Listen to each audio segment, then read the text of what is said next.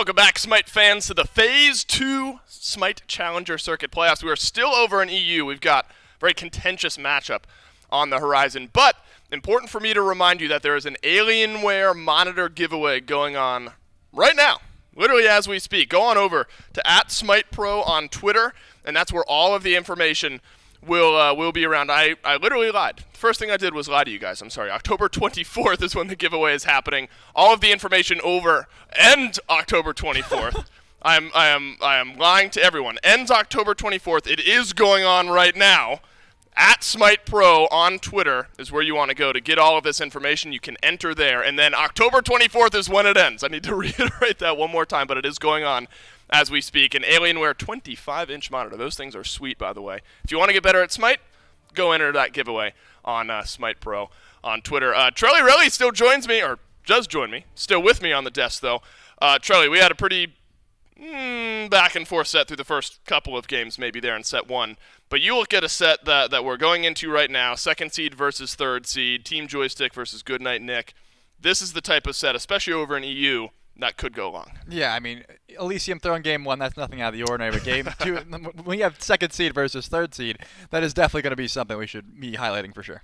Absolutely, and look, you have this, you have a roster here centered around tried and true players, right? And maybe at the forefront of that conversation is Wolfie around this team, because it feels like when this team needs it most, and Goodnight Nick being the team, needs it most. Wolfie on the kind of eclectic style of picks. Yeah, Chiron, I don't know if we're seeing much of that today. Tiamat, less eclectic. Wolfie is able to stand up to the task and has looked great for this Goodnight Nick team. So I think mid lane, definitely a strong point on an already strong team here for Goodnight Nick. Yeah, I mean, if we're going to highlight Wolfie, we have to talk about consistency. Even when they're down, I see this man performing. He does the damage he needs to. He doesn't get farmed. Even if they're losing, he'll stay even, sort of a Paul-esque play style, I would say, where he just, even if they're down, he's not going to get farmed. He'll usually stay back. He'll stay even, and that's what you're kind of looking for. Absolutely. And the rest of the team around Wolfie, important to look at as well. Deathwalker, Ice, Emilzy, and Streak Up. All names that you should recognize, and they're all great at facilitating. I feel like, Wolfie especially, we've seen games where it's been more sit-back, CC-esque style of play. If the Aphrodite is something that Goodnight Nick want to build around, I could see Wolfie filling a slot like that pretty well as well. But I think also important, Trelly, to talk about the fact that Deathwalker, Ice, Emilzy, and Streak Up have all been playing very well here as of late. So I think, maybe specifically in the solo lane, Deathwalker has been making some waves here for this team as well. Absolutely. I mean, if you've watched this team play, you know that Deathwalker is going to probably get ahead. He's probably going to be very annoying, holding you under your tower line if he's not getting ganked. And your blue buff is forfeit, so you got to watch out for that for sure. And Team Joystick is the team that Goodnight Nick are going up against here in the first round of play. This has been a back-and-forth matchup all phase in the SEC. And we talked about Wolfie on one side, got to talk about Sap over on the other side here for Team Joystick. I think fills a kind of a similar role to what Wolfie does here. Well, literally, they both play mid lane. But the style of play, the consistency has been there for Sap throughout this phase. Like some of those unique picks as well. You see him on a pick like the AMC. That's always going to raise your eyebrows just a little bit. But I think, again, a strong point for this Team Joystick roster to be able to lean on Sap 7. Worth noting, Trelly, and I'll let you talk about Sap here in a moment. They're going to need that strong point to be in the mid lane. Beazriel, the head coach for Team Joystick, will be playing solo lane instead of Wamogao. And so someone consistent in the mid lane is going to be ever so important when you're playing with coach/sub in these tournament games. Yeah, well, I mean, if that's the case, then you're going to have to, I would say, completely just try to make sure that your solo goes even, because I don't think having the coach there is going to be able to combat that pressure that Deathwalker will bring. But yeah, Sap definitely has the skill to be able to rival this Wolfie pressure as well. Yep. So as long as they play off that, don't let any red buffs get invaded, keep them even levels. I think both of these mids should have a perfect chase to shine, and we can watch Sap probably slay Wolfie right here. Maybe we'll get a little glimpse of that in the first game. That's right. Maybe we will. And I think jungle pressure then is where you have to look towards early game mid kills, things like that. Worth mentioning, Azriel, the coach and solo laner for this matchup, has played in some SEC matchups in the past, so certainly not someone that you can look over, but just feels so tough when you're going up against a guy like Deathwalker, who's been playing as well as Deathwalker has been here as of late. Let's delay no further. P's and B's for game one between Team Joystick and Goodnight Nick. Remember, this is the Goodnight Nick team that not only took a game off of Elysium, but beat Elysium earlier on here in this phase of the SEC, so it is a team that can beat the best in EU, and so you expect them to show up well here. Has anything surprised you early on? We got one set worth of picks and bans in. There have been some changes, the update to the game here recently. As far as general meta goes here in the SEC, did anything jump out at you in our first set of the day? Anything surprise you, or about standard given what we've seen? I mean, I would certainly say it's standard, but I think that we were all taken a little back by that Susanoo ADC. I mean, set was available. Mifflin has touched on it quite well. That is true. It was available. There was a Ganesh there. It didn't work out. I can't imagine we'll be seeing that again. And already we see that set ban just in case the Assassin ADCs are coming through. Not this game. That's right. Not well, this game. could be a Susanoo ADC because set boy. is gone this time, right? So if you want an Assassin ADC, maybe Susanoo is the way to go. No, I don't think so, especially after what we saw in our second game. But worth mentioning, I think, the overall idea that in the current meta, Assassin-esque ADCs are still viable. Maybe set being the one that you want on your side. The last couple of bans roll through here in the first wave. Morgan and Odin, those two have been pretty tried and true, and it feels like Cthulhu Trelly has kind of flexed back and forth, either first pick potential or you're taking him away. Team Joystick don't want to deal with it here. Yeah, I mean, even the Morgan being banned with it, because we know that combo is Yep. just so lethal. So the annoying. fact that they banned them both is an interesting one, because that combo is gone. It's not like Morgan doesn't have other combos as well, but the Geb, which was not picked at all for the first game, has been very prioritized here, and we love to see the Geb. That Cataclysm buff has been so potent, and this man does a lot of damage now. Has been great. The Geb shielding, very viable. The utility that he provides on top of the damage from Cataclysm, massive. I think worth mentioning with the Cthulhu ban, I think if you're going to see presence taken away from the solo lane, it's because of how well, again, Deathwalker has been playing for this team. Just a stalwart solo laner on a pick like a Cthulhu terrifies me, admittedly. So Team Joystick covering their bases a little bit with their final ban there in that first wave. They grab the Geb, but that means they're giving some good over to Goodnight Nick, Uller, and Loki to start things off here. Uller in the conversation as well, Trelly, of you're banning him out or you're hoping to pick him up. I rarely see Ull these days fall to the second wave of bans or the second wave of picks. Yeah, and it looks like the counter to Uller in EU seems to be Izanami. Both times I've seen this, yeah, when I saw this Uller snap block and I saw the Iza, I guess you, again, want to counter the pressure with pressure. Uller has twice your abilities at level 2, 4 times your abilities at level, so he's got a lot of pressure. Izanami's got good clear. I can see where they're leaning towards here. It seems to be a common thing in the EU anyways, and the Nike is going to be their choice of probably solo, unless they could flex it in the jungle. They could. We have seen a little flexibility with the Nike, and I emphasize a little bit. It has often been in the solo lane, and that has been, and I think now that shines another light on this Morgan ban. That has been a very popular Morgan transformation. If it's not the Cthulhu, it might be the Nike if there's a Nike in the game. But we are looking at Mulan here, and this is a pick that Deathwalker has kind of played through gritted teeth, where it's like, this is a fun pick that I know I can win with, but maybe not the best. But it's such a weird dichotomy where he looks so good on this pick, but it's not like the best pick out of the solo lane. I think Mulan gets a Deathwalker buff, though. I think when it's Deathwalker playing it, you expect a little bit more from Mulan. I have to agree with you. I mean, I would say 2 months ago when I started casting Deathwalker's games and I saw him pick Mulan, I was like, what is this guy doing? Yeah, why? And now I'm like, Mulan's open. Why aren't you picking it? When I see Deathwalker pilot, it looks like a different character. She doesn't get these buffed abilities for a while. She seems like a subpar character until her abilities evolve. But with Deathwalker, he just hits everything. It seems like those bows are always landing. He's upgrading it so well, and then he gets pressure on Mulan, which is odd because it doesn't sit right with my head. Yeah, it does. It's a weird world, but then we're gonna go into game here, and Deathwalker is just gonna roll over the solo lane. It feels like plenty of damage in the early lane, a little sustain with that too as well. Mulan feels like it does a lot.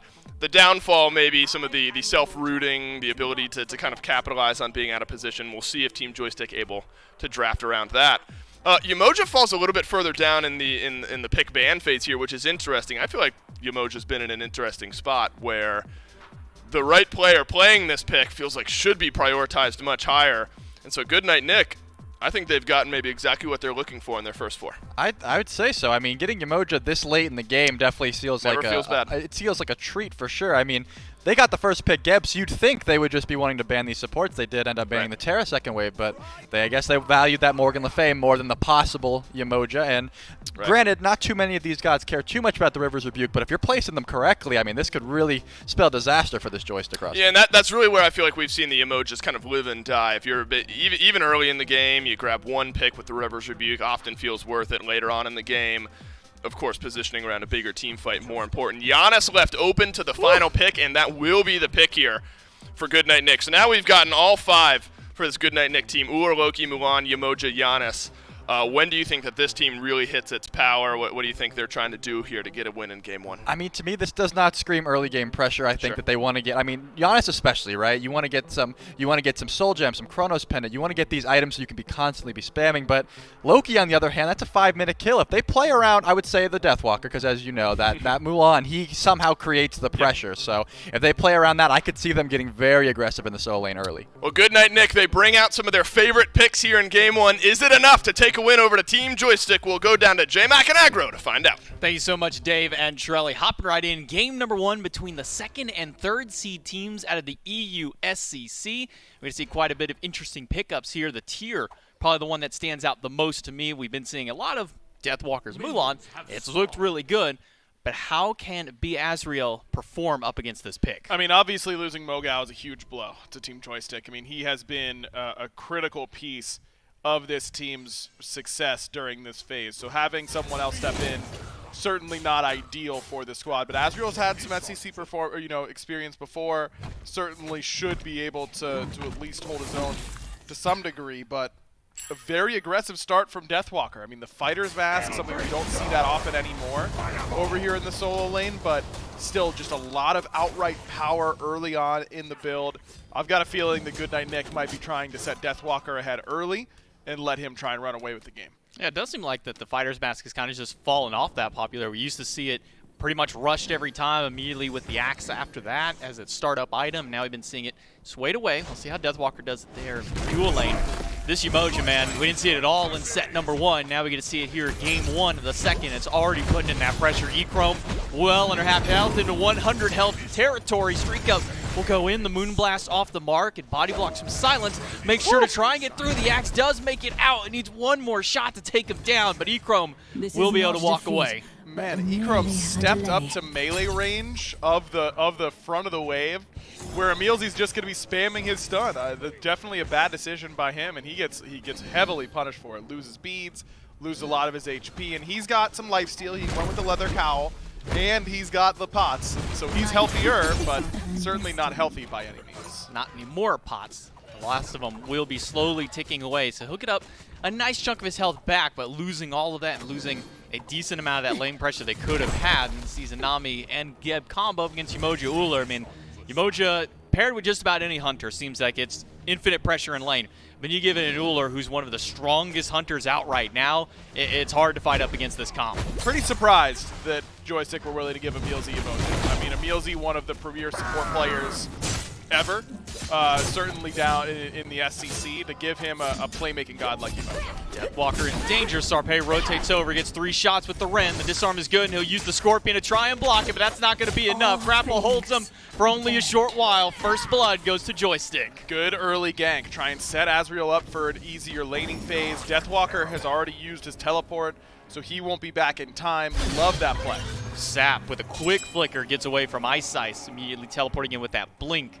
Ice Ice only level 3, no ult available to him just yet.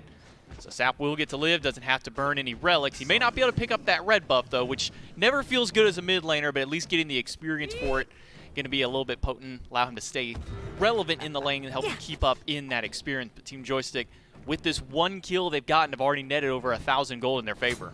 It's a huge play because it was right as blue buff was coming up. Deathwalker, as I said, had already used his teleport, so can't get back to lane in time.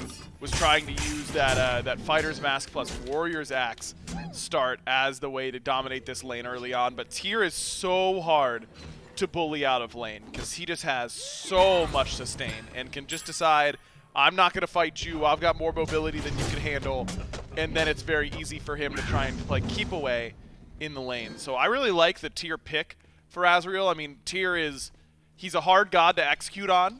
It's not an easy god like you might want your sub to be playing a lot of the time, but look at that. Blink under the tier 1 tower. Deathwalker in danger because the ult from Sarpé is here. Needs all 3 shots of the Ren to take him down, but misses the second and third. Deathwalker gets to live on to see another day. Azrael and Sarpé, not quite enough damage. Sarpé was starting to back. I don't think he realized that Azrael was going to go for that play. Maybe a bit of miscommunication, but it was a really solid blink. Fearless back from Azrael. If Sarpé was closer, that should have certainly been another kill on the Deathwalker. And I'm also a little surprised at how scared Sarpé was to dive that tower with the Rend. I mean, he just needed to hit all 3, and I think he would have killed Deathwalker, but seemed so scared of tanking up that tower when he had his hefty shield on his body. It was maybe just the threat of this Giannis through space and time. Blink Cataclysm from Silence, the Dark Portal, and the transformation after. Damage is not quite enough. Emilzy makes it out, and the double Riptide is enough mobility for the support to make his way out of that fight. Emilzy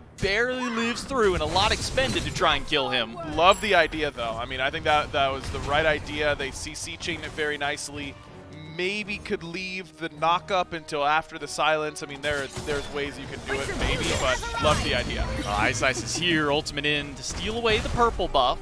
They'll be able to get something from that fight. Emilzy still sticking around even after taking all that damage in the last skirmish. Sap will walk back to lane. This time does get to pick up his red buff, unlike the last time where he had to watch it disappear because of the rotation from Ice. With him in Silence here in mid, they'll clear out the wave. Now Wolfie the one in danger. I say that, but it's a Giannis, so he can go right through that wall and get out of danger. No real problems. I mean, Nike jungle is good. It brings a lot of CC. It's hard to kill. It does good damage.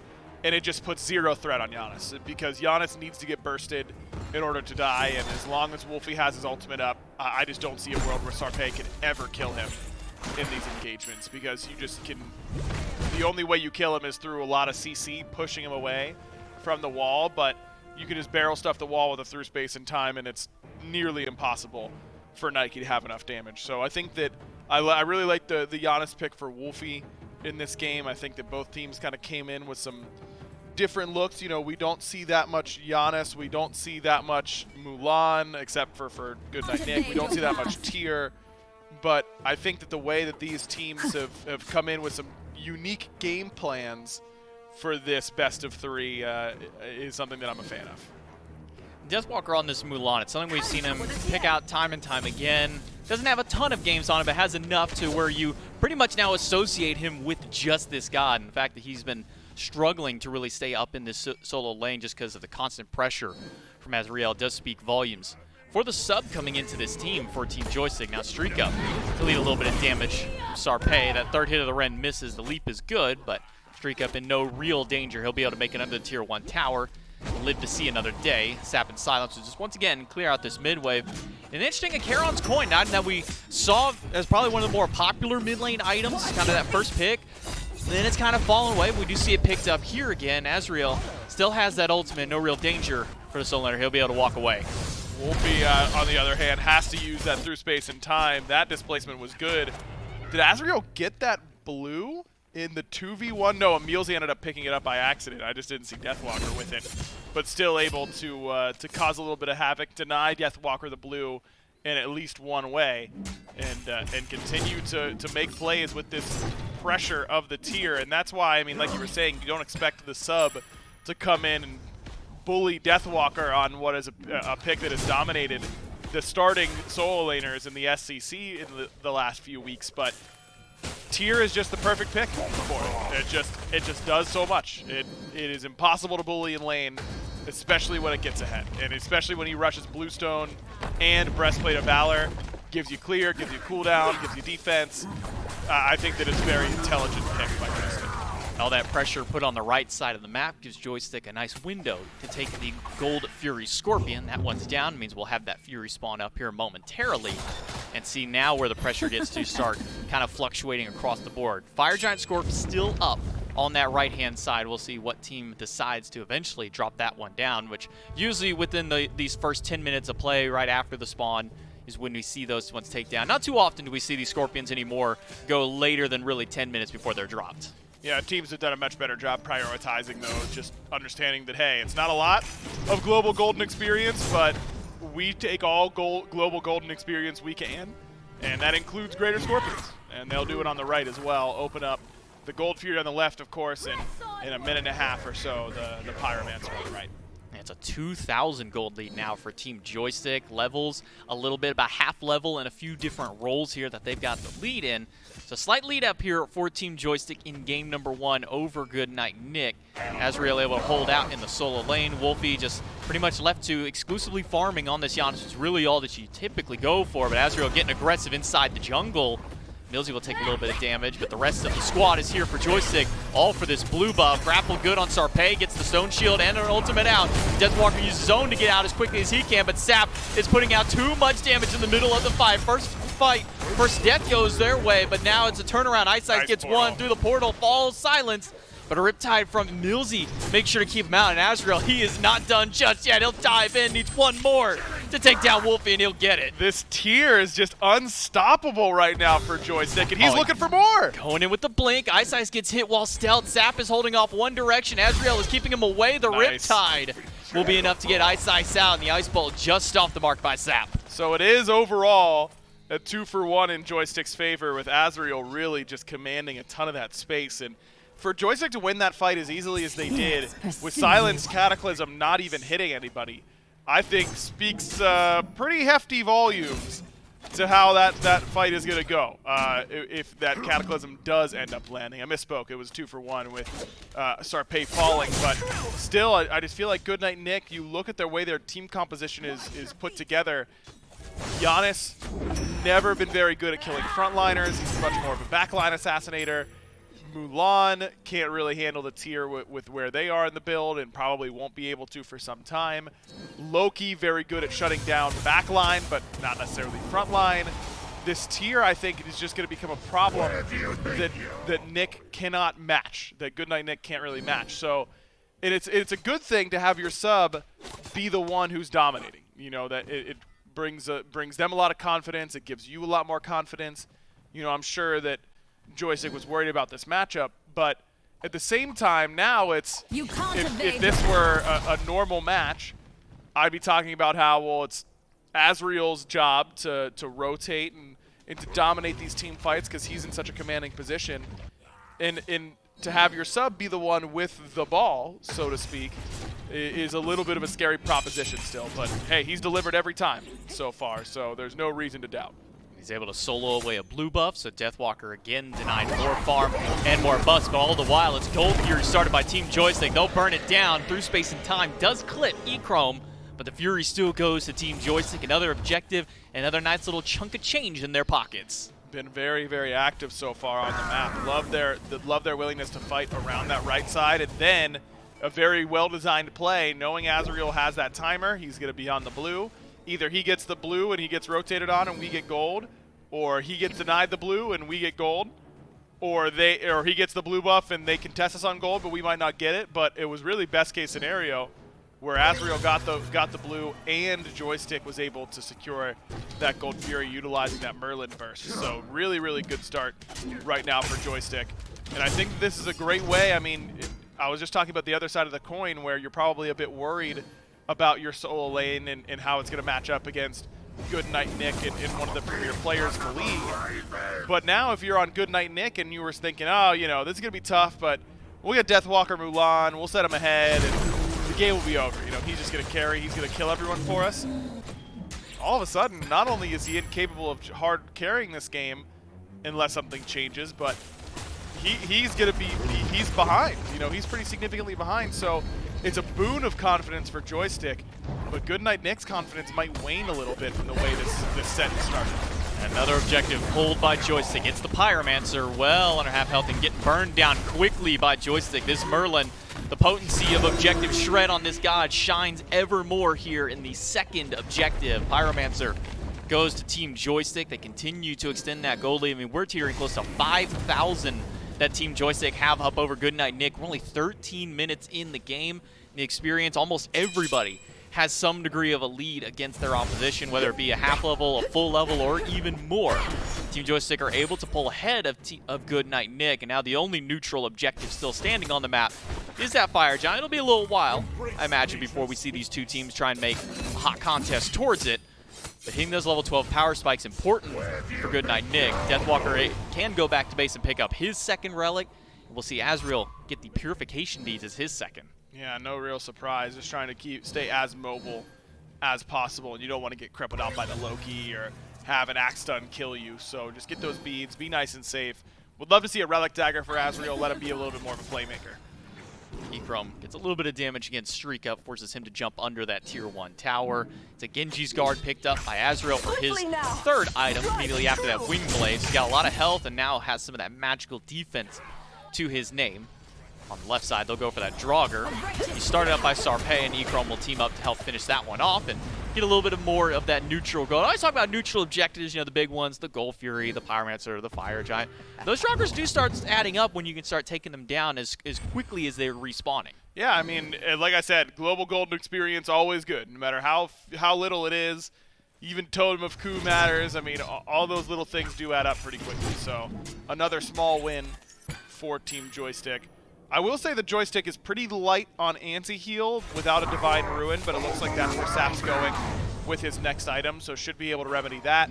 It is a Cursed Ankh for Eye Silence, which I like up against the Emoja, because as I'm looking at Goodnight Nick's options to how they come back in this game, it's got to start with Emilzy, because he's going to be providing things that no other god in the game does when it comes to Emoja's shielding and her sustain and her displacement. All of those end up being really, really impactful, and that is one that hasn't really been involved in this course of this game so far. Only on that right side blue buff invade where Emilzy was able to do a lot of work. So if there's a way for Goodnight Nick to come back, I'd say it starts with support. We haven't really got to see much of the Hunters outside of the very initial skirmish in the lane. Outside of that, it's pretty much just been free farm between Ekrom and Streak Up. We see where that experience is starting to favor. Ekrom up about a level, has his Wind Demon fully online to go with a Crusher Aussie, so a lot of attack speed and some crit now thrown in the build for this Izanami. On the other side of the board, Transcendence now gets finished up by Streak Up, fully stacked and online, needs his second mace in order to get a little bit more damage. A couple of options available to him here. He can go the Brawler's Beat Stick, get some anti-heal of his own if he wants to. Deal with maybe some of the lifesteal that Ekrom's gone. Maybe deal with just some of the innate healing that Tyr has built in his kit. Could just go for the Crusher for even more damage. Yeah, I think Crusher probably the better option, but having anti-heal wouldn't feel bad. Oh, watch out, Ekrom. It's a gank from Ice Ice. Drops the decoy, a quick flicker away. The ultimate from Ice Ice off the mark. Predicted Ekrom to run straight back. Instead, he makes a path towards the jungle. Maybe breaks the ankles here of the jungler on Goodnight Nick. Oni Fury respawns. So it's another neutral objective ready to go. It's Team Joystick who still have advantage in this game. It's a really nice play by Ekrom. I just don't know why Ice Ice needed to rush it so much. I mean, you can just try and track. You have Blink if she goes a different way. You can easily track her down. Assassin is such a great gap close. I think he just rushed that when he didn't need to. Azrael rotating around, a Blink in the back line, fights the Ice Ice and Emilzy, but he's focusing his damage on Ice Ice and pushes him away. Grapple in by Deathwalker, hits Sap. He's down under half health now. He'll have to walk away, and do so he will. The help of the Geb with that Stone Shield makes sure that he has plenty of defenses to his name and plenty of extra health. Still lost the purification beads. Good rotation from Deathwalker. Ends up doing more than Azrael on that rotation. Azrael's Blink Fearless, I think, split the uprights between Ice Ice and Emilzy. You want to be able to get those beads pretty much every time you're blinking with Tyr, because otherwise it means you just missed. Because Fearless is so potent as a CC chain that if you hit it, they will have to beat it. But if you miss, then obviously it's not going to put that same pressure on. And Joystick can really use that extra pressure, especially with that Blink Cataclysm coming from Eye Silenced. We can see the damage that Deathwalker is able to output now. If he does manage to land one of those grapples, it's all going to come down to Silenced on getting those Stone Shields now that his carry in the mid lane, Sap, has lost those purification beads. It's another grapple, this one on the Silence. Cataclysm only used against one. Sap will go in and throw out some big damage in the Arcane. It's a backline blink by Sarpei. He'll find Streak Up. Rivers of Butte come out. Lawbringer from Azrael to close the gap and get the beads off of the Hunter. And the Bluestone will be enough damage after to take him down. Wolfie on full retreat under the tier 1 tower. Has to use the Aegis. And Emilzy just has to sit back and watch. The portal drops and a shield on Ekrom. Make sure the Hunter gets to live to see another day. Sap takes out Ice Ice. And now Deathwalker is going to pick up one with the help of Milzy. Finally, Echrome ends up falling, but that might be all Good Night Nick get. Azriel still frontlining perfectly. Azriel picks up one. A flicker from Sap avoids the damage out of Wolfie. And it's a quick retreat now for Team Joystick, but Milzy wants to at least hold Sarpé out. Beads expended by the jungler just to get past that Riptide. Sap, well, he'll eat a little bit of damage from that unstable vortex, and there's the beads now out of Wolfie. Azriel finally able to strip that relic away. Finally, we should be able to go back towards his Oni Fury, but it doesn't seem like that's the play for Joystick. Silence backs, Azriel zoning, and Sarpé too low to tank it, and without Echrome's damage, Joystick decide they can't do it. But I would have loved to see them go for that Oni Fury, because we see it all the time. These teams, they win their little skirmishes, they win their little fights, but unless you can end up taking objectives on the back end, it's not going to amount to quite enough. But that fight goes very well for Joystick. It's a beautiful combo from Sap over the wall, sets up a nice blink from Sarpé. Azriel's right over the top with him with that Lawbringer, was focusing out Streak up nicely. They kill the ADC early, they keep Wolfie at bay. Ice a little bit ineffective again with that assassinate, and the peel for Echrome was really, really solid. So things went very well for Joystick in that fight, but want to see them be able, when you win the team fight that handily, when it was, what, 3-for-1 in their favor. I know they lost their Hunter, but I feel like they should have had an opportunity to go back to Oni Fury at some point. You called for it, and Azriel will answer that call. A Relic Dagger for his 4th item, then a Cloak. Getting ready to start up. Many options available to him, depending on where he wants to go. Oni Fury now started by Joystick. They got 4 on this left side, and only a Milzy here to try and get in and stop it. He'll Riptide forward. Sap goes into the fire stance. We'll try and burn that one away. No steal coming out of Good Night Nick. It'll be all objective for Team Joystick, so another one goes their way, this time an Oni Fury to start getting a little bit of minion pressure. Not the biggest one for them to take at this early stage of the game, as they don't really have any towers down just yet. No, this is where Oni Fury's at his least effective, whenever you can't really utilize those waves to pull someone over to the opposite side of the map and actually threaten Fire Giant or group up around them and threaten a Phoenix. I mean, those are when Oni Fury is at its best, but still, it's kind of been the theme of the cast. Global Golden Experience is Global Golden Experience. We take those every single chance we get, just like Good Night Nick were able to trade out the Pyromancer because they knew Joystick were on that Oni Fury, get at least something in their favor. And eventually, I think that Ice is going to get enough damage to be a real threat in this game. And if Joystick aren't able to keep track of him effectively, no matter how good their lead is, Ice will reach that critical mass of, yeah, I just have enough items that I can, you know, 1 blink auto, 3 cancel it auto, kill someone, namely Echrome and Sap, and change the dynamic of this game pretty heavily. So Joystick can't afford, in my opinion, to just continue to spread out and farm and not force anything when you're up 6,000 gold at 21.5 minutes. Maybe they're waiting for their starter item upgrades. Maybe that's what they're trying to go for, but the XP difference, even though it looks big, isn't really. I mean, it's really spread throughout the entire game. So even though one player might get their upgrade, the other on the other counterpart on the other side won't be that far off. I think I'm a little worried about Joystick's pacing here, because I think they might let Good Night Nick get to a point where they can actually contest on a fight. And I think it's also important to note that this 5,000-6,000 golden experience lead that Team Joystick has been that same golden experience lead they've had over the last nearly, 7-8 minutes of play now. They haven't been able to really get much more beyond there. As you can see right across the graph, the nice little straight line 5K and 4K on the other side pretty much hasn't changed in these last so minutes of play here. So Team Joystick trying to find some way in. The Pyromancer did go down just earlier. Team Joystick able to at least continue to maintain their lead, but maintaining the lead isn't going to necessarily be enough against this Good Night Nick draft. One thing the desk was highlighting is how much late game presence this Good Night Nick team has, especially with something like the Giannis and the Shimojo.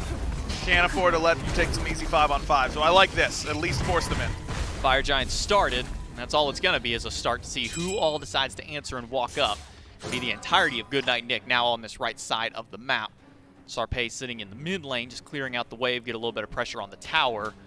Oni Fury got a little bit of damage across the board, at least. Able to clear some waves, get some damage on the towers, but mostly just clearing out for arguably one of the more important of the Furies to start out the game, which would be that Primal Fury to just get that global extra damage on those jungle bosses. That one will respawn here in just under 2 minutes now. Goodnight Nick all grouped up, wanting to defend against this Fire Giant. Team Joystick pull it again. We'll see who walks forward. Azriel the one tanking, so he can do so for a long time. It's going to be Cataclysm onto Deathwalker, and Millsy will walk away, separated by the damage to the mid laner. Azriel eats some damage from Deathwalker. Millsy walks forward, but doesn't hit anybody with a stun. And Riptide is going to at least get them separated. But Ice is all by himself. Sarpei will catch him out and chunk him down. No ultimates expended aside from just Ice Silence so far. Wolfie playing difficult to kill Giannis on the backside of the Fire Giant will chase Echrome, or Echrome will chase him around a little bit. I think Joystick, you know, Fire seems a bit risky. They clearly are a little bit hesitant on this. Why not just group and get some towers? Silence stunned out, taking quite a bit of damage. The mid laner Wolfie able to get some good poke against Ice Silence. He's getting pushed away, stunned by Streak, giving some damage. We'll get the shield, a good Riptide pushes him back, and a second one will stop the rollout. Now with the River's Rebuke, it's going to separate the team fight out. And Millsy low, and Silence able to get one. And Millsy using the Riptides to distract as long as possible, but Sarpei able to pick him up with the Ren, and they trade out support for support. Hey, Millsy's been doing so much work. I think I like that trade if I'm Joystick. I mean, that has been problematic for you in these team fights. The healing, the Riptides, all of the above have been difficult. And it did cost Sarpei his beads, but you still get the kill at the end of the day, and that's what matters. I think that Silenced, you know, we've seen him the last 2 fights, been very willing to just take what's given to him, and that's a Cataclysm on the Deathwalker, and he's gotten beads both times from that Cataclysm, but don't love that target selection in general. I think that when you go Blink, you've got to commit to doing more than just getting just one frontliner. If you can get both frontliners, maybe it's worth it. But just one is not enough. So Silenced, as he respawns now and has Blink Cataclysm still up, I think he's got to be a little bit more aggressive with where he's using it. Be a little bit more picky with how he's choosing to use that ultimate. And a look at the relic check. It is just the Curse Donk down for Silence into Beads at a Sarpei. And Beads only on the frontliners, but Echrome is in danger. Ultimate out of Ice Ice. Gets some good damage. The Axe tosses off the mark. Streak has to leap away, and Ice Ice surrounded by 4 and a Cataclysm to secure his fate. Sarpei walks up and takes the last hit to get the kill. Put another one up for Team Joystick, and now sets up for the Primal Fury that is respawned. Perfect timing. You're already on this side of the map. You can just burn this down, but it seems like Joystick want to head straight for FG, but this is a bit risky because Sarpei, no Blink, no Beads, no ult, Echrome, no relics at all. You have to make sure you dominate vision on this Fire Giant so that Wolfie doesn't have an easy snipe onto the backline. Silence starts it up, but Deathwalker is here as well as Millsy to try and zone them away. Echrome will get some damage against the Fire Giant, but Azriel is so far in the backline looking at the carries, but it's the frontliners of Goodnight Nick that are holding them away from really taking this objective. It's getting down low, and they're willing to commit to it. It's an ultimate out of the support, an ultimate out of Deathwalker, gets some good damage. Echrome is in danger, but hasn't fallen down yet until Streak Up leaps right in and dunks on his head. Now in danger is Sap 7. He's in the middle of everybody, and Deathwalker picks up a kill for himself, but Azriel able to turn the tides and get at least one. Streak Up misses the axe, and a good stun out. Sarpei is able to stay alive. Ultimate back up now. Streak Up in danger, has to run away. Sarpei, good damage with the Ren, but the leap just off the mark. Wolfie too far forward, no beads, no way he survives, but Azriel gonna make sure he does it. Another good Fearless, 6-0-3 now for Azriel. Thought that he was going to be able to get that unstable Vortex off, but a perfect push from Azriel shoves him against the wall and cancels out that ability. Fire Giant almost went down in that fight, but not quite low enough. Team Joystick able to walk away, but now without having to take a couple of shots from it. Echrome and Sap both on the grayscale. And that's huge for Goodnight Nick because they were going into that fight 4v5. They're down 5,000-6,000 gold, but they play that fight really well, willing to take it until the Fire Giant is really low, which means that Joystick has taken as much damage as possible from the objective itself. And look at the relic situation, awfully barren on both sides. And I think that really favors Goodnight Nick because they've got easy access to the backline between the Mulan ultimate, the Loki ultimate, the Giannis ultimate.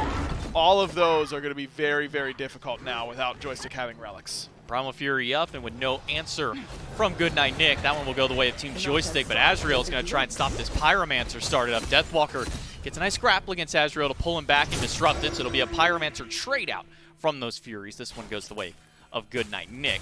And it continues to maintain that pretty much same gold disparity that's been across the board for the last 15 minutes of play. Team Joystick have not been able to find an answer to really breaking up this lead that they've been able to hold.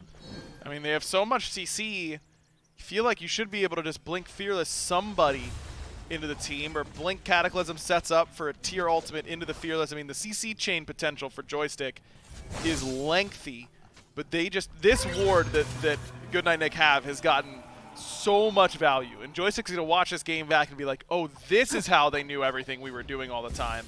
But this ward just hasn't been cleared. They keep placing new ones there, and it's just giving Goodnight Nick so much information. Pull in by Deathwalker against Silence, forces him back. Shield was used on E-Chrome and some good damage back against Deathwalker. But Wolfie, keep your eyes on this Giannis chilling out in the mid lane. Through space and time is up. He can use that to get into a fight at any opportunity that he needs. But again, ward value coming out from Goodnight Nick. First one by the Fire Giant, this one right by the wall. Ice will find Azrael and get some poke against him. Azrael in danger, and a beads out of sap off the grapple from Deathwalker. Beads down is big, and E-Chrome takes some big poke at the exact same time. This long-range poke from Goodnight Nick, I think, is much better than what Joystick have. I mean, Joystick have the dream scenario for Merlin where he gets the big combo over the wall and arcane stance, and that can start the fight for you, and that can certainly happen. Sap did it earlier this game, but it's so much easier for an unstable vortex over a wall that you can't see, or Uller poke, or max range Riptide. Those things are much less committal than what Joystick have, where it's a long duration 2-ability combo from the Merlin that has a pretty long cooldown, so you end up committing a little bit more. It's, you know, Emilzy has so much Omi that it doesn't really matter. It's a little bit easier. Azrael blinks the backline, but doesn't get anybody with the Fearless. Instead, he's the one who gets hit by the damage off the tail end of the fight. He'll have to walk away now with his blink on cooldown. That Relic Dagger means it'll come up a little bit sooner, only 70 seconds on that cooldown for the Relic, and Azrael can try and go for it again. But now that we've tipped over that 30-minute mark, Fire Giant has evolved itself into that enhanced Fire Giant, a little bit more valuable, very valuable objective here at this later half of the game. And Team Joystick not really willing to make this full commit just yet to the objective, not really willing to make the full commit to the fight either. Goodnight Nick mostly just holding them off here. And they've done so for the last 10 minutes that this game has been in Joystick's favor heavily, and they just have not been able to finish off Goodnight Nick, who is bent but not broken in every instance of this game, which is a sign of a good veteran team. It's what good teams do. When things aren't going your way, just stem the bleeding, make sure that it's not too bad, and then we'll get to a point where this lead doesn't really matter. And we've basically arrived. I'm sure Joystick has some 6 items completed that Goodnight Nick do not. Sarpei has a Titan's Bane, where Ice hasn't finished off his 6th item or even started it. Same with Azrael over Deathwalker. I mean, there are certainly advantages right now for Joystick, but they aren't massive. This game is going to come down to who has the better team fight. Sap goes back to base and gets a big power spike of his own. Rod of Tahuti now complete for the mid laner and fully 6th slot on this Merlin. Is able to fully evolve that Charon's coin. Bought it when he had no kills, no assists, and now it's gotten the 8 required to fully stack up this item. So he's going to get maximum value for it in the middle of these fights. But again, this Fire Giant dance that has gone on for the last 10 minutes of this game still has not really had much of an opportunity to break through. I mean, I feel like we're just watching the same 10 minutes on loop, because it's Team Joystick sits back on top of this board that has continued to be placed here by Deathwalker. I'm willing to guarantee that they haven't even actually dropped that ward. That one is literally just an invincible ward that nobody has cleared yet. Yeah, seems like it at this rate. I mean, no one has been able to stop it. And these fights just keep starting with Joystick stepping up a little bit. We have to use Blink in order to get these fights started. It's got to be Blink Tier or Blink Geb, whereas on the other side, it's a low commit Mulan bow shot, or an Uller 3, or Umoja Riptide. It's all Blink engages from Joystick, which means that they have to be sure it's going to work every time, whereas Goodnight Nick can throw out all their abilities willy-nilly and just, if one hits, sweet, our fight started. If it doesn't, sweet, we'll back up and wait for it to start later. Just look what Ice and Wolfie are doing consistently, because nothing's happening at the Fire Giant. Wolfie was able to take tier 1 tower in mid, just split pushing that.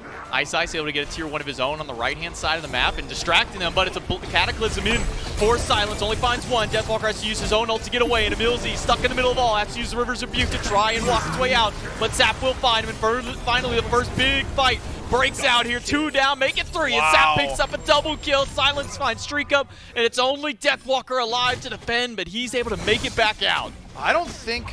Here's the problem, J-Mac. This game should end. You 4-for-1 someone at 33 minutes, that should be game over. But there are no waves anywhere, and there are a ton of towers still up and available. This Titan is going to be really tanked. Deathwalker's here, no ultimate up for the solo laner. Right side Phoenix goes down, but as you said, a very tanky target for the team to try and go against. They'll go right up to it.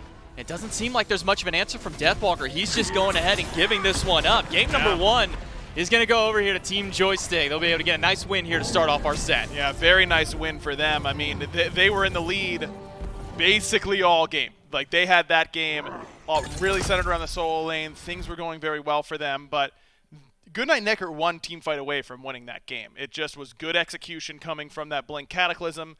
Again, they keep Blink Cataclysm or using Cataclysm on just the Mulan, but that time it worked. All right, 15 minutes of stalemate ends in one small little bloodbath there on the Fire Giant. Game 1 goes to Team Joystick. We'll take it to a break, and then we'll come back to the desk right after.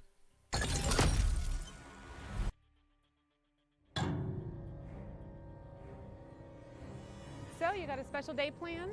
Yeah, it's like a 3-day festival that only happens once a year. Where is this place? These RGBs are crazy. That's the sun. What did you say this event was called? Welcome to the SMITE World Championship. SMITE. Isn't that the game where if you die in the game, you die for real? Why is everyone dressed the same? New team jerseys? Something's not right. What? SMITE pro players don't go outside. Excuse me. Why do y'all dress like that? We follow the path of Kleena here. Oh, that's how you say it. Hello. You can't move. You can't queue. Come on. You can't speak. Oh no, I totally can. Oh. Can we turn off his comms? Wait, they're not banning him from SMITE. They're banning him from life. Game over. Kleena, huh? Well, call me Mr. Kleena, because I'm about to wipe the floor with you. Rated PG-13.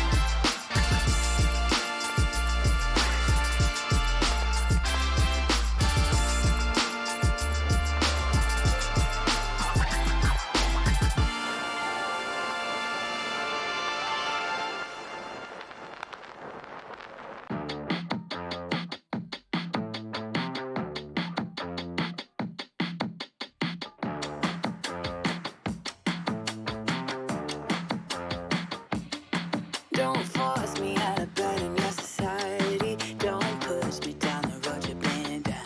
Don't try to fix my head, it's just your anxiety. Don't hush me now, cause I just wanna shout.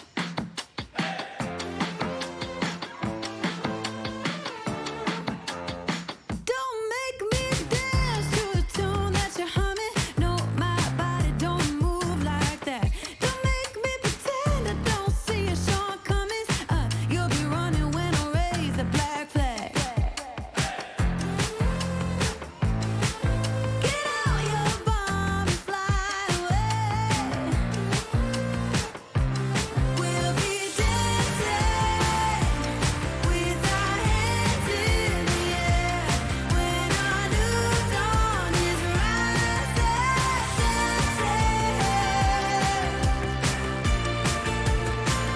To the break of dawn.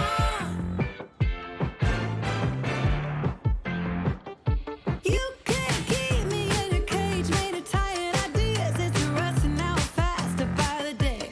I won't wear your leash, I won't take no deals. I won't stay quiet when there's so much left to say.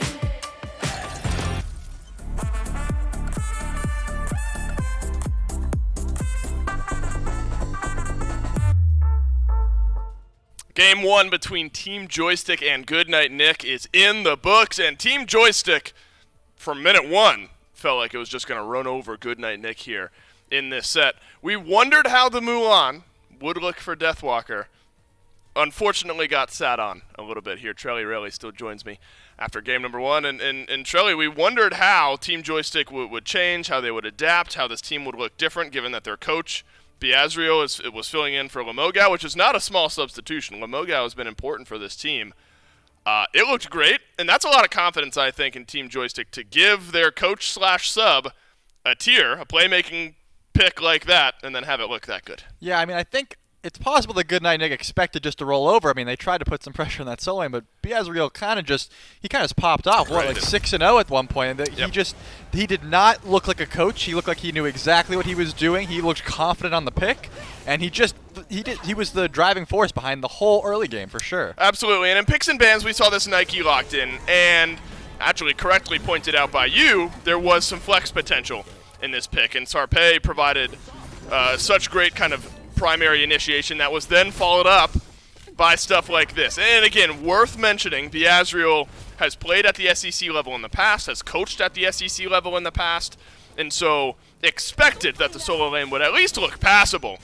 But it felt like this tier pick was just dominant in game number 1. And up to this point, I've said maybe just for this set. No, this is the solo lane for this Team Joystick team for the rest of this tournament. And what a way to round things out, or to start things out, rather, for Biazriel out of the solo lane. What does a pick like a tier tell you in terms of confidence? I mean, that has to show that your team feels like you can operate. You're not giving a tier over to somebody who you think is just going to farm up in lane and kick it later on in the team fights. Yeah, I mean, I would argue tier is one of the more hit or miss warriors in the solo lane. I mean, if you're not hitting those fearlesses, what are you doing for your team? You're not setting up anything. Exactly. Cthulhu can go in. He can miss some stuff. He's still Cthulhu. Tier, if you're not landing these crucial fearlesses, you're not doing anything. And I mean, that shows a huge amount of confidence. You're going up against Deathwalker, be at a lower seed than you guys. You're seed 2, they're seed 3, but still, that shows an amazing amount of confidence, and it was piloted flawlessly. That's right. It was always going to be the magnifying glass that we pointed here at this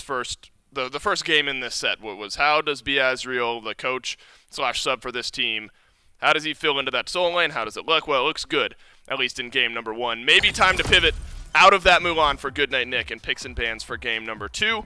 The Geb was first priority, followed up by the Uller and the Loki on the other side. We're going to flip spots here, so Team Joystick will be in that second pick spot. Goodnight Nick then over in that first pick slot.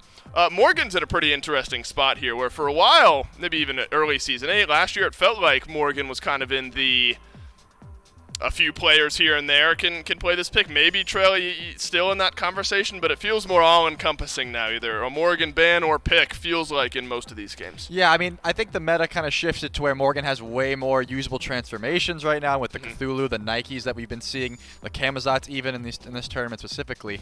So, yeah, I think it went from being this niche pick that a few people could pilot very well to maybe we should just ban this character because we don't want to deal with these double Cthulhus, double Nikes, etc. Here's the good news. We won't have to deal with double of either of those, or either of those as a single iteration, as Cthulhu, Nike, and Morgan. All combinations of those types of team comp get banned out here in the first 3. First 4 will get completed by a Geb ban here. Geb's been a pretty fun pick to follow along with. I know Hindu Man, a big Geb supporter, and so he's loved the resurgence here of this Geb.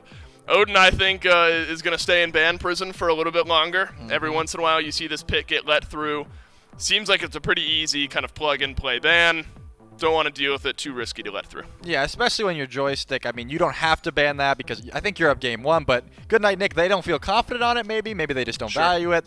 Their first pick. They could pick it if they want to, but they opt to ban it, which tells me, you know, maybe we don't want Deathwalker on this Odin or we don't want to flex it, whatever. But their first pick is going to be the Raijin. First time we get to see him this tournament. Does that surprise you at all with the mid lane picks that are still left available? That Raijin ends up being first pick. I mean, it has seen such high priority here as of late. Some other mid laners rising up in that category. Maybe with Morgan and T-Mat off the table, Raijin is the best one left. Well, I definitely think that, I mean, we've seen, especially in the SPL lately, the Raijin, it pops off. It's got great damage displacement. It has a lot of control. Yep. Taiko drums pop off. So it doesn't surprise me in the slightest. And getting Wolfie on something he's comfortable on is usually a pretty high contention point for this roster anyways. So Agreed. Maybe, you know, number 1, let's get Deathwalker off the Mulan. I think that we can agree that maybe they don't think that way, but I think we see differently. So let's get Deathwalker off that Mulan, and let's get Wolfie on something he's comfortable on. That's step 1 and 2 for me. That's right. We get hindsight. We get the ability to kind of look and watch as the picks and bans flow out here for this game. So maybe a bit of a pivot for Deathwalker, and this one definitely a different look for Wolfie. And I think I agree with you there, Charlie, where it's a good change where we have seen Raijins just take over games. You look at someone like Shinto at the SPL level, has won all but like 1 or 2 games that he's played this year on Raijin. Such an impressive pick. And talk about impressive, feels like a duo lane that's made up between a Fafnir and an Izanami should be able to find some pressure early. Yeah, I mean, Emilzy, we've seen him pilot this Fafnir plenty of times. Yep. He looks flawless doing it. He gets very aggressive. You'll see him jump over some walls, even to red buff invades early on, and it works out. It does. In either way, you know where he is, and you have to respect his presence because there's a lot of damage and a lot of CC coming from that Fafnir pick. So love this duo lane already. Now, Chiron does make me raise my eyebrows a little bit here because with some of the Mace Tree changes, we wondered what ability-based or ability-centric hunters might start to come back into the meta. Chiron is always in that conversation early on in Season 8. Saw a lot of play. It was largely around the Bluestone pendant. Chiron hasn't necessarily seen the same overwhelming resurgence given the Mace Tree changes, but still maybe in a good spot. Yeah, I mean, right now with the Mace Tree being as solid as it is, and especially into an Izanami, you can get that masterful shot. It follows her, gets her out of her stealth. You have a lot of different options here. You can cleanse the silence dash away. I really like the matchup. You know, if you're picking it because you have this Izanami here, that's always very solid. And the fact that this Transcendence and Mace Tree are so strong and potent, he was bound to come back eventually. Yeah, eventually. And pair it with the Terra. Terra's in a pretty good spot right now from what we've seen. Last wave of bans roll through, and they're all assassins. They're all eyes on the jungle. Loki, Daji taken away, as well as the Tsukiyomi and the Raven. That leaves Camazotz open, and that's no pick to scoff at. Camazotz has already seen plenty of presence here this weekend, and so it feels like Team Joystick, despite the overwhelming assassin presence in the last 4 bans that we've seen here, still are able to grab themselves a pretty good pick. Could be double dog to round out the draft here for Goodnight Nick, and it is Cerberus and Fenrir.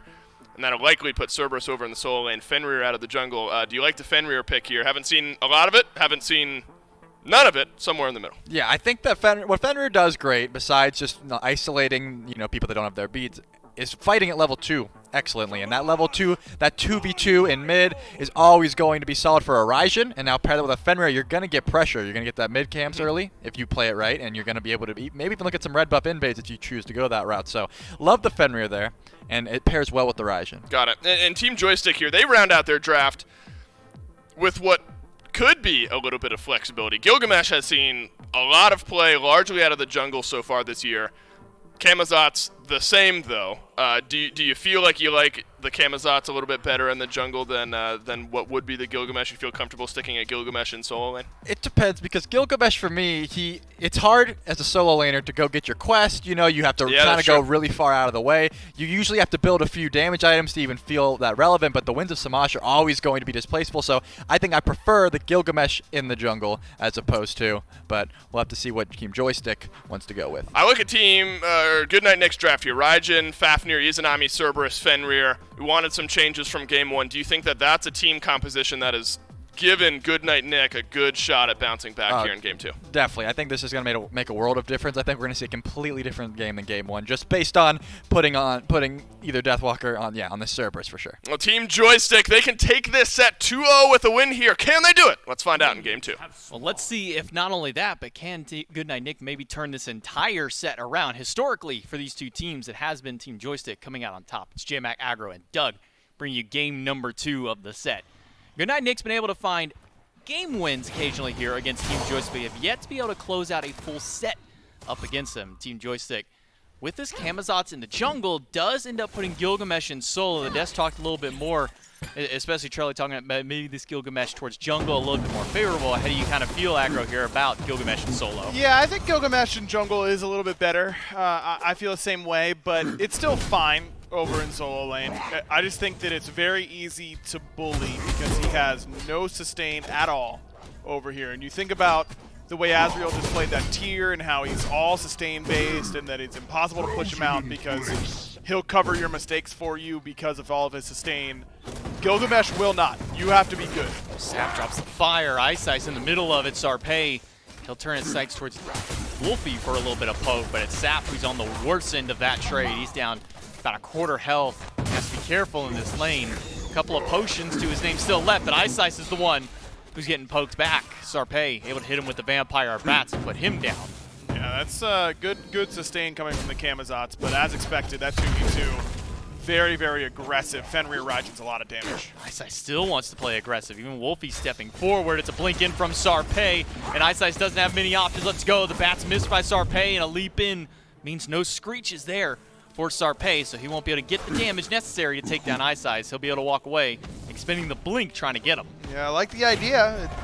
Ice was dead if that Vampire Bats had landed, so the idea, very strong, the execution a little bit off, but that happens to everybody, so gotta appreciate the play that he was trying to make, and nearly got first blood there for Joystick.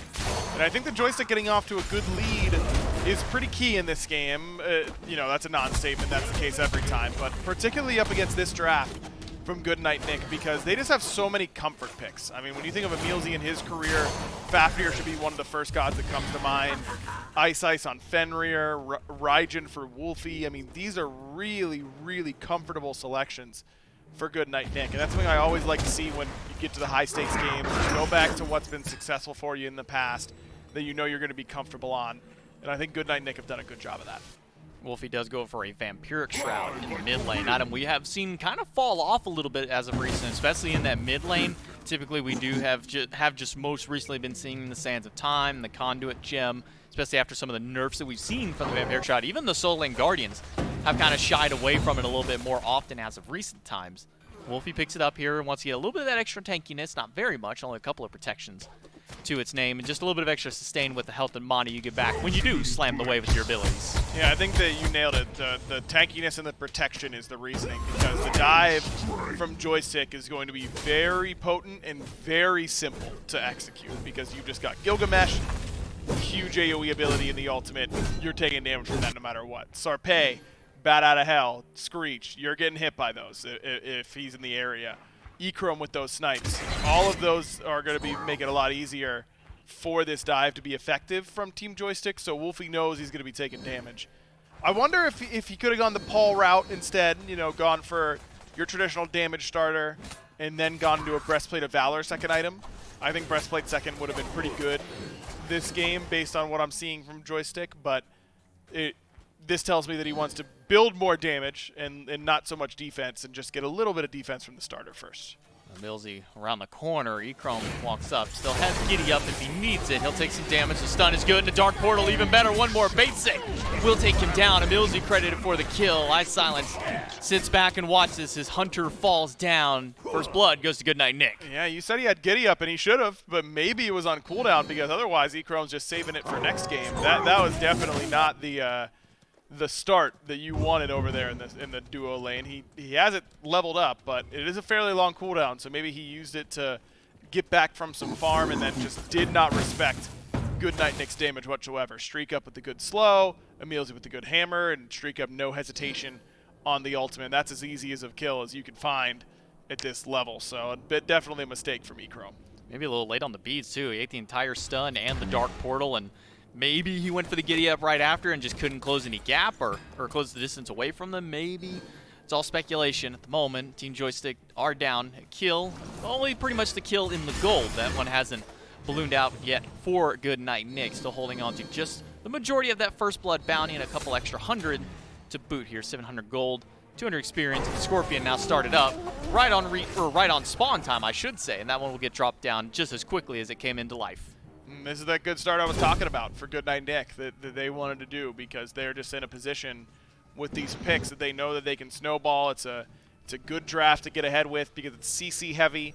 It's got good team fight presence, but their damage is really strong on their all-ins. You know, if Ice can jump in aggressively, if Wolfie can jump in aggressively, these are picks that can kill you before you kill them when what Goodnight Nick has gets a lead. So overall, a great start for them to get this small advantage in the early stages. And Joystick's certainly not in a bad position. I mean, Sarpei has a slight experience lead in the jungle despite not been involved in a whole lot of fighting yet.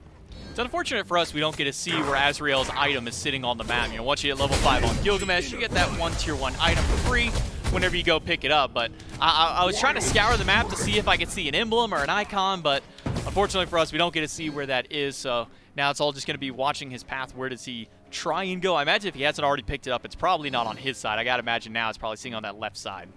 It spawns based on where you've been. You know, it kind of gives you a big area based on where you've been recently, especially whenever you hit level 5. So it'll probably be on that. I don't think he made any rotations to the left, so probably to somewhere near back carpet or something like that. Silence taking some damage. He'll drop down the monolith for some extra protection, but immediately gets shredded away by Streak Up and Emilzy.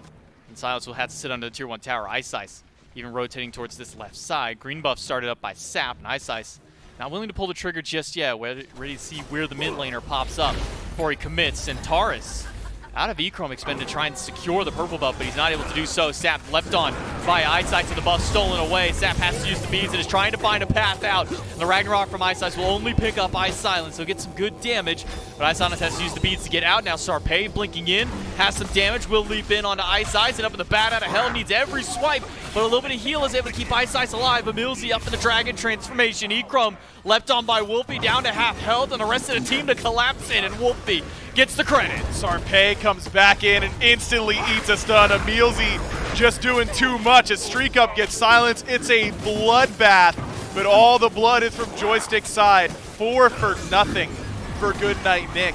And that meditation from Emilzy was absolutely huge. Remember, the meditation new version heals you based on missing HP with each of those pulses, and with Ice so low, it just meant that he was getting significant chunks of HP back. And just like I was talking about a little bit ago, the damage, the CC, the mobility, all of that really comes into play there for Goodnight Nick and their ability to keep the fight going. Joystick kind of walk in one by one and get dropped straight into the incinerator as they go down the conveyor belt. Red buff, 4 kills, and a Gold Fury go to Goodnight Nick after that last skirmish. Not just that, a 3,500 gold lead up in their name. Experience not quite as out of control just yet. About a level of disparity between each of them, aside from the supports where you see 2 levels up for Emilzy on this Fafnir. Deathwalker and Azrael just left on their own little island here in the solo lane. Nobody really wanted to pay much attention to them. It's all about the action elsewhere. Deathwalker will use the ultimate to secure that Scorpion. It's always fun watching these little Scorpion battles in solo lane of who gets that last hit. Do you push him away? Do you pluck him with something like a Sobek? try and make sure that you can secure that last hit. Always love seeing those little boxings just for that one tiny little objective. Yeah, that's true, but it becomes a little bit less fun and a little more serious whenever you're willing to expend your ultimate, especially when you don't have any other CC immunity, no beads in the build for Deathwalker. So I think Azrael should be calling for a gank, knowing that Stygian Torment's now on cooldown for a pretty low reward for that risk. Azrael will walk through the right side jungle while Goodnight Nick will storm up the left. Scorpion stripped away from Joystick's side of the map, and that'll enhance the buffs back on Goodnight Nick's side. Instead, now Wolfie here in the mid lane will just get a nice full clear on the wave. He'll be able to continue up his item build. Ice Sight, maybe a Transcendence here as a next item immediately after this Jotun's Wrath. Already has the tier 2 of that charged Morningstar. We'll see where he elects to go with that pick. But now with both Scorpions taken by Goodnight Nick, it's a full wave of enhanced buffs on the other side of the map. They just have everything going for them right now, and like I was saying, their composition is really hard to come back from because they just have mobility and CC together and a lot of damage. So all three of those combined, I mean, look at all of the wards from Goodnight Nick in the enemy side of the jungle for Joystick on the left side. That's 1, 2, 3, 4, 5, 7 wards, I'm counting, on that side of the map. That is insane, and they're all on the enemy side. You know, none on their side because they just have perfect information for where anyone could be for on the left side of the map for Joystick, and that makes it really, really easy to team fight because you have every idea of if an ability has been used, how many reinforcements are coming, how long you have until they're there. Really, really good setup down from Goodnight. I mean, even something as minuscule as which direction is the hunter walking in lane? Did they come straight up the lane, or did they decide to go up between that back harpy and green buff? Did the mid laner go that way? It's so much information to Goodnight Nick's availability here. They're going to maintain this gold lead, but not go for any fights just yet. Everybody kind of sitting back and trying to get some extra farm. Team Joystick down even further than the 3,500 that was ballooned out earlier, closer towards that 5,000 gold mark that Goodnight Nick have gone up here. 4,600, 5,000 experience, maybe even more. Milzy with the leap, able to steal away the purple. E-Chrome has to use the beads to get away from the dark portal out of streak up. That'll be a buff steal and a relic stolen away by Goodnight Nick. Man, just when it rains, it pours, and Joystick is not enjoying the weather right now, that's for sure. Can't even get their own buffs. A simple jump in from Emilzy steals it away, loses his beads and half his HP all at the same time, which means that Silence has to be here to defend against a dive because they don't have ward coverage to know if that's coming, and that means that you're splitting your farm and falling further and further behind. It is not going well for Joystick right now. Azrael's here to maybe, well, I thought maybe he was going to try and come here to defend Pyromancer, but he'll immediately walk away. No attempt at taking this one away. Complete objective control in favor of Goodnight Nick here. 12 minutes in, 2 of the major neutral objectives already taken off the map. And with that Primal Fury set to respawn here in just under a minute, could be the next target for Goodnight Nick. Silence and Sap will rotate into the left jungle. They've been spot on pretty much every single ward that Goodnight Nick has placed up there. A few of those starting to fade away, but a few still sitting in some crucial spots to get that information to them. I mean, even these mid-harpies seem to be going all Goodnight Nick's way because of the big lead that Wolfie has in the mid lane as well. I mean, you've got a big lead there because of neutral camps, but also these red buff invades, of course, have been really critical. I mean, I just don't... Joystick has to catch Goodnight Nick slipping on one of these invades from this point, because if Goodnight Nick just play good, clean Smite from here, this game is 99% in their favor. To be up 5,000 gold in 13 minutes is a lot this early on, but they don't have massive experience leads in some roles at the very least. I mean, pretty big in mid and in solo, surprisingly enough, but only about a level everywhere else, so it could be worse, I guess, if you're Joystick. Could be a little bit worse. You see a couple of tier 1, tier 2 items up for Goodnight Nick, so they haven't gotten overly controlling as far as their lead has gone. Not one lane in particular doing much more than the other. But again, this red buff has been the primary target for Goodnight Nick, and while they're distracting at the red buff, the rest of the team is doing the Primal Fury. Wolfie in danger. He'll go down. Sarpei hits him with the Screens of the Centaurs. Bat out of hell used. The Primal Fury does get secured by Goodnight Nick, but Streakup's got to use the Aegis to walk away. Ragnarok holds Sarpei in place and makes it a 1-for-1 trade. And Milzy with the transformation will make sure to zone away the rest of Team Joystick, not willing to commit But a 1-for-1 and a Fury does go to Goodnight Nick. Boy, that got really spooky really quickly, by the way. Just really, really, really spooky because if that Gold Fury would have gotten stolen, I mean, that was a big shutdown for Sarpé to grab. And then if he could have stolen away that Gold Fury, that would have been a window back in for Team Joystick. But luckily for Goodnight Nick, it stays on their side. And even with that kill, you feel like Goodnight Nick still end up getting a lot because take a look at where Emilzy is in his build. Level 13, so higher than Sarpé, same level as Sap and Ikrom. Divine Ruin, second item, and now an Emperor's Armor. Wow. Not something you see that often, but when you're about to start sieging 14 minutes in, Emperors can be really good for you. So Emilzy is too tanky to kill. Has more net worth than anyone on Joystick, shouts to Fafnir passive, and actually does good damage because of his Divine Ruin pickup. Not a great spot for Joystick to be. And with that Emperor's Armor, I mean, look how much value he can get from that item. There's still all 6 towers standing. It's usually, if I'm not mistaken, towards the latter half of the game that we see this item kind of picked up on more so those Phoenix Sieges, but the fact that he's able to pick up third item with all towers up means he's going to get maximum value of this item for these potential sieges. Then you throw that Fafnir, as you highlighted, just one of the best guardians to have when you want to siege because of that coerce.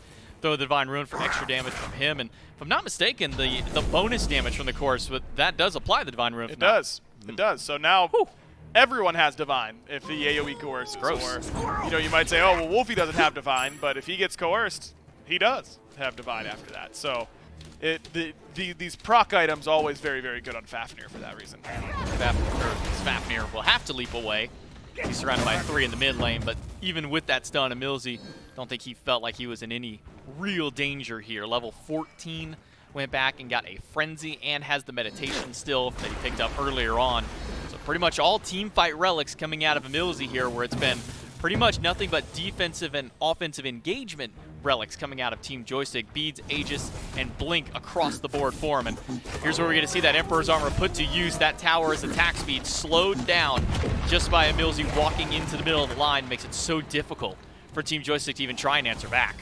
Normally at this point, as hold that thought, Azrael gets caught back, and Ragnarok, not used just yet. The beats picked up by him, and they'll be used a little bit earlier. He's caught inside of his own winds, and the damage from Goodnight Nick surrounding him. Now it's the 1v1, and Streakup is winning that 1v1. He's got Ikrom still to deal with. Is Ikrom willing to take that boxing match? He probably shouldn't, because it's Streakup all day long. The crit and the lifesteal come up big, and the Hunter picks up 2. Ikrom puts his head down and runs face first into a massive crit coming from Streakup. Big play, 2v1 for Streakup on that side of the lane.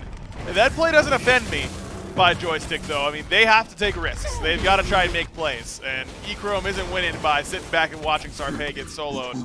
He's got to try and make a play happen. Just a good individual moment there for Streakup. Look at this pressure that Goodnight Nick has. Every single player is attacking pretty much a different tower. You got 2 in right, taking the tier 2. You had 2 in mid working there. And you had the 1 out of Streakup working on that left side. And this is where it gets dangerous for Joystick. We're at 10,000 gold in the lead for Goodnight Nick, and we get a nice front row watch of that 2v1. Well, we got at least the tail end of the first kill. But yeah, 346 and 2, Bro, 360. okay, hold on. That's some extreme luck right there. He crit him 3 times in a row with just Wind Demon, okay? He's praying to some RNGesus out there. That's messed up, bro. All right, it was cool before. Now I'm mad about it. Now I don't like it anymore because I got to see 3 crits in a row from just Wind Demon there for Streakup. But hey, they say it's better to be lucky than good. How about when you're both? Stuff like that happens. Dude, I pick up Wind Demon in my games. I get 1 crit maybe every 25 autos. He gets it 3 in a row. Streakup's on some other nonsense. Maybe we'll see him go to Vegas sometime soon. Maybe trying to enter the lottery there. Streakup coming up big, and it's only going to get worse for it. We saw, Deathbringer was the last item that's been picked up on the season Nami build, and going towards at least some extra power and pin by way of this dominance. Fire Giant up and already down to half health. A Frenzy from Emil will just guarantee that they can take this Fire Giant. No answer at all from Team Joystick. This objective goes nice and freely to Goodnight Nick. As expected, Joystick nowhere to be seen on the contest. I mean, they can't contest, not a real problem from them, but it is a problem that they're now about to have to defend a Phoenix down this much gold up against Emperor's armor in tow for Emilzy. It feels like Emperor's Armor is one of those you almost have to pick one up in response. We'll see what Team Joystick does. It's already a right Phoenix Siege coming out of Goodnight Nick. A blink in the back. Nice. Azrael gets 2 with the stun, but a Ragnarok will pick him right back up and throw him in the middle of 5. Ultimate out of Eye Silence hits everybody and able to get some value. Eyesight's down, and Sarpei dealing massive damage back to the Hunter. Streak Up is gone. It's already 2 for Team Joystick, but Wolfie able to turn around and get 1. Centaurus from Echrome finds some damage, but not enough for an extra kill. Masterful shot after deals some damage and puts Wolfie on the back foot, but Deathwalker blinks back in to avoid the stun and wants to turn the fight back against Sap. Deathwalker full health, and Emilzy with the stun after turns it around. It's a 2-for-2 trade, and under the tier 1 tower, Team Joystick has to run. And Echrome's been stunned again. Deathwalker just too accurate Good with wall. that paralyzing spit, but a good stun from Eye Silence will make sure that Echrome lives that time around. All things considered, that's a huge defense there for Joystick. They get some big shutdowns. They strip fire off of Ice Ice and Streak Up. They already got the next biggest neutral objective on the map so that Goodnight Nick can't take a big consolation prize. I just got to say how impressed I am with Azrael's play, because that, I mean, just a perfect blink drop kick, bangs Streak Up and Wolfie's heads together with the drop kick, doesn't, gets some relic value. Then he gets picked up and doesn't use his beads until everyone starts coalescing around him. No one wants to commit if he's just going to beads right away, but he's getting picked up. Ice Ice is like, hey guys, I got him. And whenever everyone starts to turn, then he beads and drops his ultimate right away. And that bait really changed that entire fight for Joystick. Azrael's doing great work, man, out of the solo lane, even as the coach player sub situation for this tournament. Despite this game still being heavily in Goodnight Nick's hands, we're still 99% for them to win this game. The fight back was really started there by Azrael. Even being down, man, that Terra ult got some massive value there too. Eye Silence hits every single person on Goodnight Nick, and as you highlight, Azrael waits for everybody to be surrounded and immediately eats that Wind's Shamash. The Bluestone ticks start stacking away to burn up that ultimate. You see 2 people just eliminated instantly, but Goodnight Nick aren't too deterred. They'll at least be able to work on this left side tier 2 tower and drop that one out. Only the mid tier 1 left standing. That right side Phoenix didn't take a whole lot of damage on its own here, and now a walk into the Phoenix will start up some damage against it, but Goodnight Nick now willing to make a commit towards it. Instead, it might be Eye Silence that they want to commit on. They'll get the beads out of the support and a quick dash away by Silence to get out. No, definitely the right call to beads early that time. Don't want to try and make him fall for the same trick twice. Phoenix, Milton Deathwalker in the backline as Azrael jumping in, but immediately having to walk back away. They'll be able to clear out the wave here for Goodnight Nick. They still have that 10K gold lead, and they need that one opportunity, one person to make that initiation to get things going. All ults up aside from Ice Ice, who used this earlier to get the beads from Eye Silence. It's Deathwalker and Emilzy walking up into the Phoenix line, but Wolfie and Streak Up, they're not willing to walk too far forward, and Azrael again with a double drop kick and ultimate out of Silence. Wolfie in the back line by the Winds will at least push Azrael away, but Team Joystick able to hold off their Phoenix again. But that's still their big team fight ultimates. Only Sarpei has his now, and Goodnight Nick still around. Wouldn't describe them as healthy, but not exactly on their last legs either. Emilzy still has his Frenzy, going to be able to stick around if they so choose, but they choose not to. That Fire Giant falling off the remaining 3 right now. They decided it wasn't worth it sticking around any longer, but beads now down on Wolfie and Streak Up. So you've got a window. Maybe it's not 99, J-Mac. Maybe it's 96. Maybe the Joystick's starting to get some of these percentage points back, because they've impressed me with these team fights. Gilgamesh and Terra ults overlapping will make up for a large deficit just about any time. And just imagine if this was back in the time when Terra Solo was building Soul Reaver, and you get a combo like that. I mean, whew. I'm just thinking of how disgusting that could be, or even when you compare it with something maybe even say like a Raijin. But having a Merlin may just be the next best thing with how much dot he's able to spread out in the middle of a fight really so easily and from such a long range. It feels like it's so hard to kind of close that gap in on the Merlin, but Azrael's been making a good job to close the gap on the carries of Goodnight Nick. 2 team fights, 2 big drop kicks on the same 2 people. Been huge, and now Goodnight Nick, it's really the ball's in their court to make the adjustment, because Azrael has shown, it wasn't a fluke the first time. He didn't get lucky, that he's looking for those plays and he's capable of making them mechanically. How do they adjust? Can Wolfie and Streak Up face better on these sieges? Fire again started up by Goodnight Nick, and again, no answer from Team Joystick. I'm not even sure they're aware that this one is happening on the right side of the map. Fire Giant goes to Goodnight Nick. Fury about to respawn, but Emilzy is already there, and make sure that Team Joystick has to just go ahead and back. Nobody willing to stick around and wait for that objective to respawn, so it looks like both of the neutrals will go the way of Goodnight Nick this time around. I like the decision, though, from Joystick to not fight at Fire. You've been very good on Phoenix defenses. Stay on your Phoenix. You know, no reason to get outside of the comfort zone. You've got waves pushed on left. That's going to be a long time until that wave is there. Wave pushed on right. They've got no wave anymore. So they've got to wait a good 15 seconds right here on the Phoenix line before they can go in. The only problem that I'm seeing from now is that Emilzy is so farmed that the front line is going to be pretty much impossible to kill from Goodnight Nick. I mean, Deathwalker, 5 items deep. Same for Emilzy. He's level 20 on support. Going to do damage, going to be able to tank pretty effectively. But because of Joystick's macro play, because they shoved those waves really well and Goodnight Nick wasn't ready for the siege, that's going to be a lot of this Fire Giant delayed. They're probably going to want to back and spend after all this. I mean, that's the kind of natural inkling that you have as a player. I've got gold in hand, I want to spend it.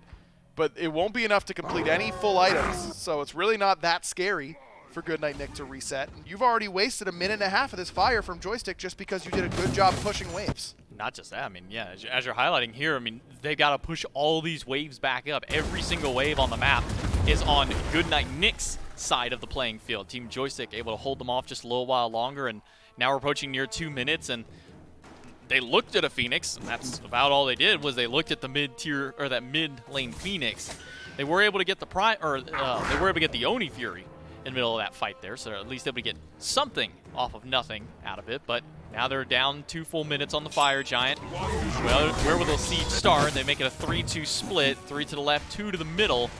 Make some kind of defense here, or make some kind of offensive play against Team Joystick. Deathwalker lead a little bit of poke from Sap 7 on this Merlin, who will be able to very effectively keep these minions out.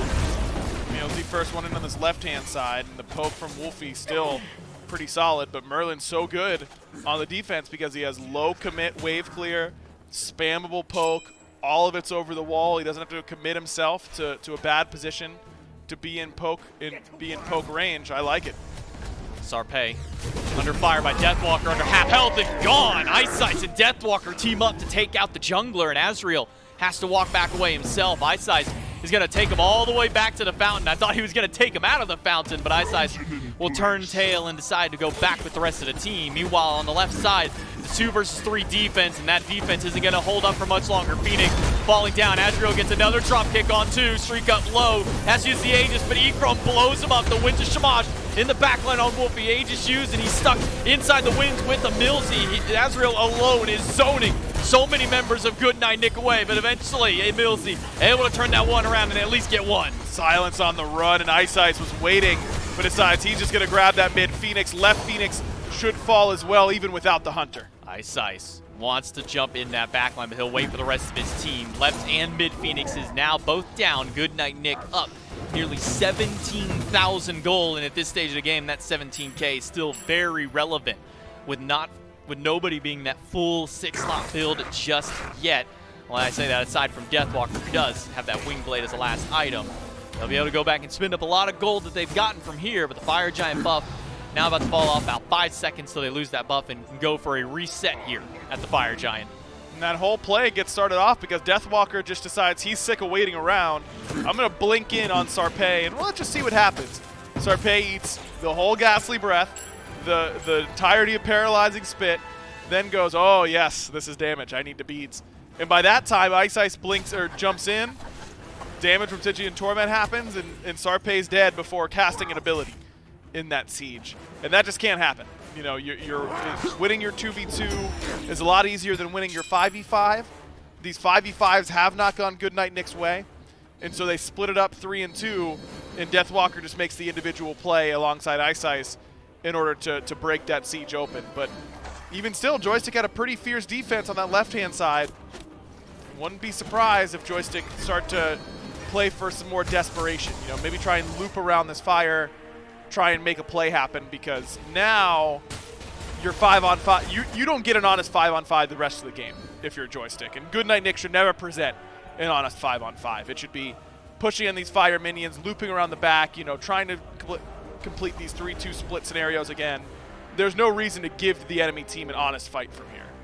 Looping around the back, going all the way around, but Azriel will walk right into the ward with Sarpei, and that's the call for Goodnight Nick to turn right back around. They've split themselves up. Azriel to the top, Sarpei to the bottom, and a quick leap out into beads from the jungler will allow him to get away, but Azriel has to leap back over the wall. Wolfie finds the Tycho drums are slamming that health bar away, and the crits from Streak Up, and the damage out of Wolfie is just too much. A double kill for the mid laner, and Joystick loses 2 instantly. And all of a sudden, this Fire Giant doesn't even look necessary for Goodnight Nick. They should be able to just walk it down and end. Oh, Sap might be soloed out here by Deathwalker. The damage alone, the ultimate is good. Deathwalker puts Sap down to a quarter of his health bar, and a leap in from Ice Sight might be enough to do the job, or maybe it's just Deathwalker who's going to do it by himself. Good damage out of Sap, and the pull makes sure he survives a little while longer. Paralyzing Spit off the mark, and the Aegis expended.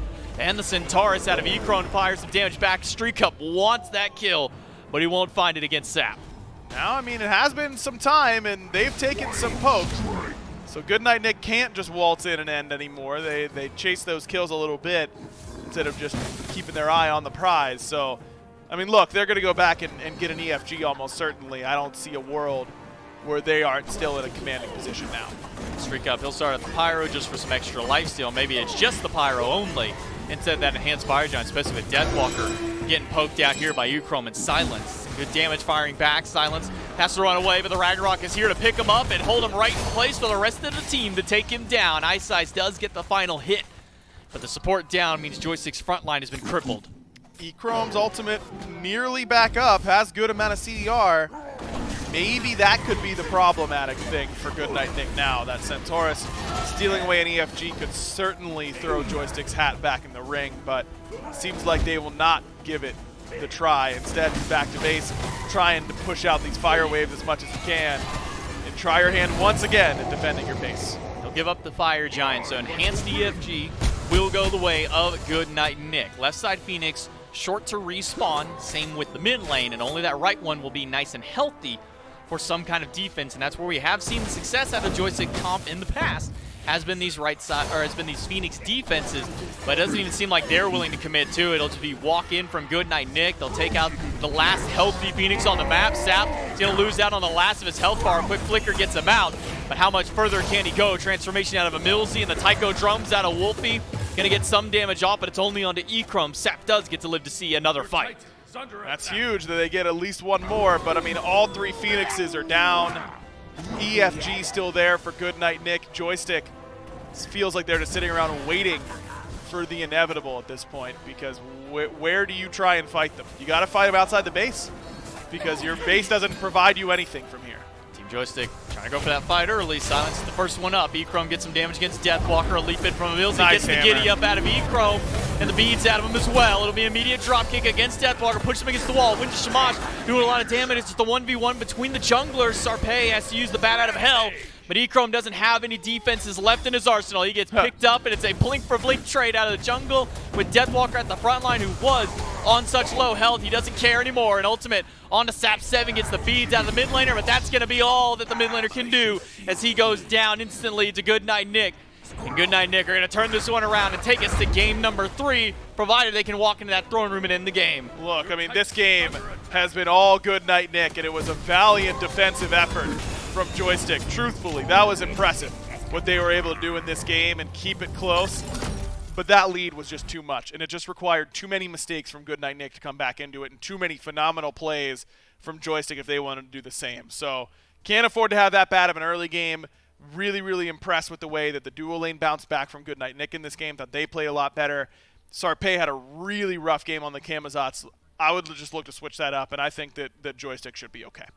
Second set of the day, second game 3 that we get to go to here for the European SCC. Let's see how this one pans out. We're going to take it to a break, and we'll be right back.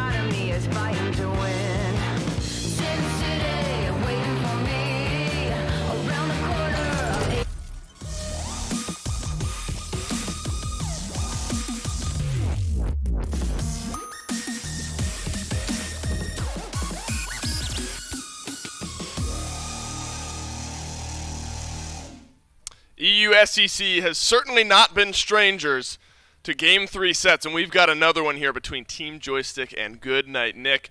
There were some adjustments to be made for Goodnight Nick after game number 1, largely we felt in the picks and bans, and adjustments were made, and the number 2 versus the number 3 seed will go on to a game number 3. Trelly really with me to break down Game 2, set up Game 3, and Trelly, I think the proper adjustments made by Goodnight Nick. Needless to say, and I think starts with a good pick out of the solo lane for Deathwalker. Wasn't solely his fault in Game 1, but I think a Cerberus more conducive to the team fight in the game here for Deathwalker. Yeah, I think putting DW on a god that has a nice escape, he could be very tanky, has a lot of utility.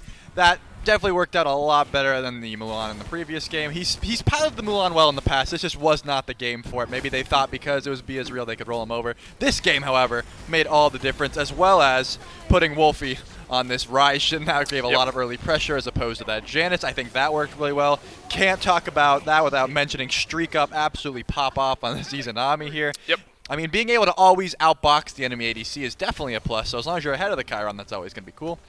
And then Emilzy, putting him on this Fafnir, he was able to control the pace of the game. He was able to, dominate these stuns and just set up for his team super well. Everyone just looked like they had much more commanding presence. Yeah, agreed. I think ultimately this is just a good team win from Goodnight Nick. They all played their role. They all did what was expected. I think the KDAs on the post-game stats screen will indicate that as well. I think they were all pretty evenly spread across everyone here. Wondered how Ice would look on this Fenrir. Ended up looking pretty good. Yep, look at that. Pretty even in the kills department. Ice, Wolfie, Emilzy, Streak Up, 4, 7, 3, all that. And so evenly spread. Undying is Deathwalker and Emilzy. And so I think that ultimately is the big point of importance when looking at the front line in this one. It was just unkillable, it felt like. And so Team Joystick back to the drawing board. This Merlin looked pretty good for Sap, 27,000 damage. That's good for top in the game. But I think just a real big difference, starting with the front line, rolling back to the rest of the team here for Goodnight Nick on into, or in Game 2, on into Game 3. We will now go. So strategy-wise, if you're Team Joystick, it didn't seem, Mulan was kind of easy to look at in Game 1 and say, all right, we've seen Deathwalker have success on this pick. Maybe let's try something a little bit more consistent in Game 2. Do you have any of those type of picks from Team Joystick's draft in Game 2? Anything glaring that you feel like, all right, let's put away and not bring out here in Game 3? I mean, they couldn't kill Emilzy. They couldn't kill Deathwalker. To me, that says Chiron wasn't doing his job. He wasn't being able. So maybe we go a Shred ADC as opposed to building this ability-based Chiron that was getting outboxed by the Iza. Maybe we go for some sort of Shred. We attack these tanks that are destroying our team. Sap pumped out a lot of damage, but it just was not enough. So I say we go for more of a Shred ADC, and let's start there. A good point. And Team Joystick will have the ability to start off with a first pick Shred ADC if they want, but we have seen plenty of variety. The stalwart front lines have felt like the priority here as of late. So Set, yet again, finds his way into that first ban slot, and it's when Team Joystick are first picking. It feels like they like to take this Set away when Goodnight Nick is in that second pick slot. That was the case in Game 1, wasn't in Game 2. Now we're back into Game 3. We flipped yet again, and it will be yet another Set ban. Probably just indicates that someone on Goodnight Nick plays that set at an extra high level. And then Cthulhu as well. And I was always curious, and I am curious moving forward, when you have this Morrigan, if that immediately eliminates Cthulhu from, if you ban out Morrigan, is Cthulhu still not viable, but prioritized? And the answer is yes. Apparently Cthulhu is still highly valued whether or not there's going to be a Morgan on your team. Yeah, I mean, it seems like if we're going the way that this tournament has been, Morgan and Nike and Morgan and Cthulhu are both going to be sort of contested. If you have one, you have both. If you don't have one, you just want to get them out of the way. So it looks like we're going to keep with that pattern. Let's just get Morgan out of here. Even though the Cthulhu's off the table, we still don't want to deal with it just in case. And it looks to me like that Nike's also going to be taken away. Let's run it on back. Yep, looks like we will be doing the salty runbacks. Neither team felt like they, didn't get what they want, so maybe a small adjustment in the duo lane, and I think Joystick can really swing with it. Hey, you said maybe a Shred ADC for Team Joystick here in Game 3, and that's what we've got with our first pick. I think notably, remember, there were some changes from the picks and bans in Game 2. Tiamat, I think, comes to mind here. That was a ban priority in the first few by one team or the other there in Game 2 picks and bans, left open here moving into Game 3, so if that's something that team, or Goodnight Nick rather, feel like is viable enough and strong enough at the front of your draft, Tiamat is there waiting. Terra ends up being prioritized very highly in the draft here. Feels like Terra is just kind of a good do-it-all support. You're not giving away too much picking her this early on. Yeah, I mean, I loved seeing Emilzy on that Fafnir, right? It had a lot of peel, it had a lot of control. Terra's another one of those characters, right? A lot of peel. You can just, Terra's Blessing, you can give everyone lots of stuff. But also, you have 2 escapes. So even if Emilzy, commits to an engagement, it's not so good. He can dash out as well. So that's going to put him where he can still create that presence, but he can also get out. So love that. And then Wolfie back on the Raijin. That's just run it back. Yeah, why not? Let's give him another good look here. Not a strong pick, but that does leave Tiamat open. So if you're looking at this Team Joystick draft right now, you've got an Izanami, a Tiamat. Yamoja can be in this conversation as well, but does it feel like the mid and the carry, at least for Team Joystick, are going to hit their power curve a little bit later on in the game, and that's when these two are really going to start to swing? Yeah, I mean, Tiamat is one of those characters that also gets very online when you start getting those items online. Right. You see the Soul Gem spammed a lot, the upgraded Conduit Gem. So, yeah, they're definitely more of a late-game presence, but Yamoja Izanami is not a bad early comp in the slightest. So, I mean, I think both of these teams are taking what they've learned in the first 2 games and using it in this Pix event 100%, because getting the Tiamat is a nice, counter to the Raijin. Not counter per se, but just does well into it. So I like what they're both doing. The Ho Yi, clearly a counter to this Izanami. You can always see her in her stealth. You can usually just drop the mark the suns on her whenever she dashes. It's a great matchup. Feels good for absolutely. Good Night Nick. Going into game number 3 here, both teams needing the same things with their final 2 picks here. We're assuming that it's both supports locked in, as well as the mid and the hunter for both of these teams. So you're going to start to see a little bit more jungle priority, it feels like, down the stretch here, leaving solo lane kind of open. That said, we have seen Terra solo once or twice. Don't know if that ends up being the case here in game 3. And it does end up being a full sweep of jungle bans, and that'll leave the Wheelix open. We saw Wheelix earlier on today to maybe middling success for adapting.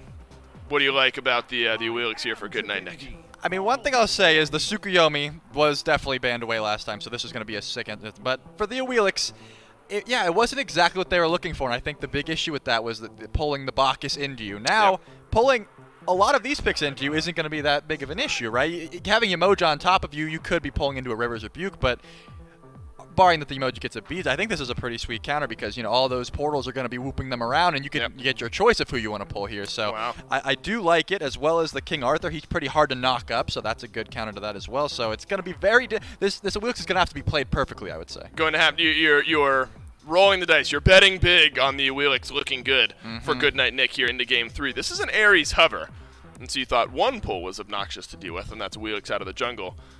Could be a bit more presence. If this does end up being an Ares, that would mean Terra or Ares ends up having to go solo here.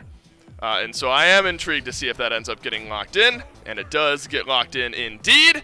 And so between Terra and Ares, one of those two has got to go over to the solo lane. Well, I will say that the Ares has actually a pretty decent matchup into the King Arthur once you get some cooldown online. That's true. He has 2 abilities that require not being crippled to use. So, know, if you can't switch stances, that does present a bit of an issue.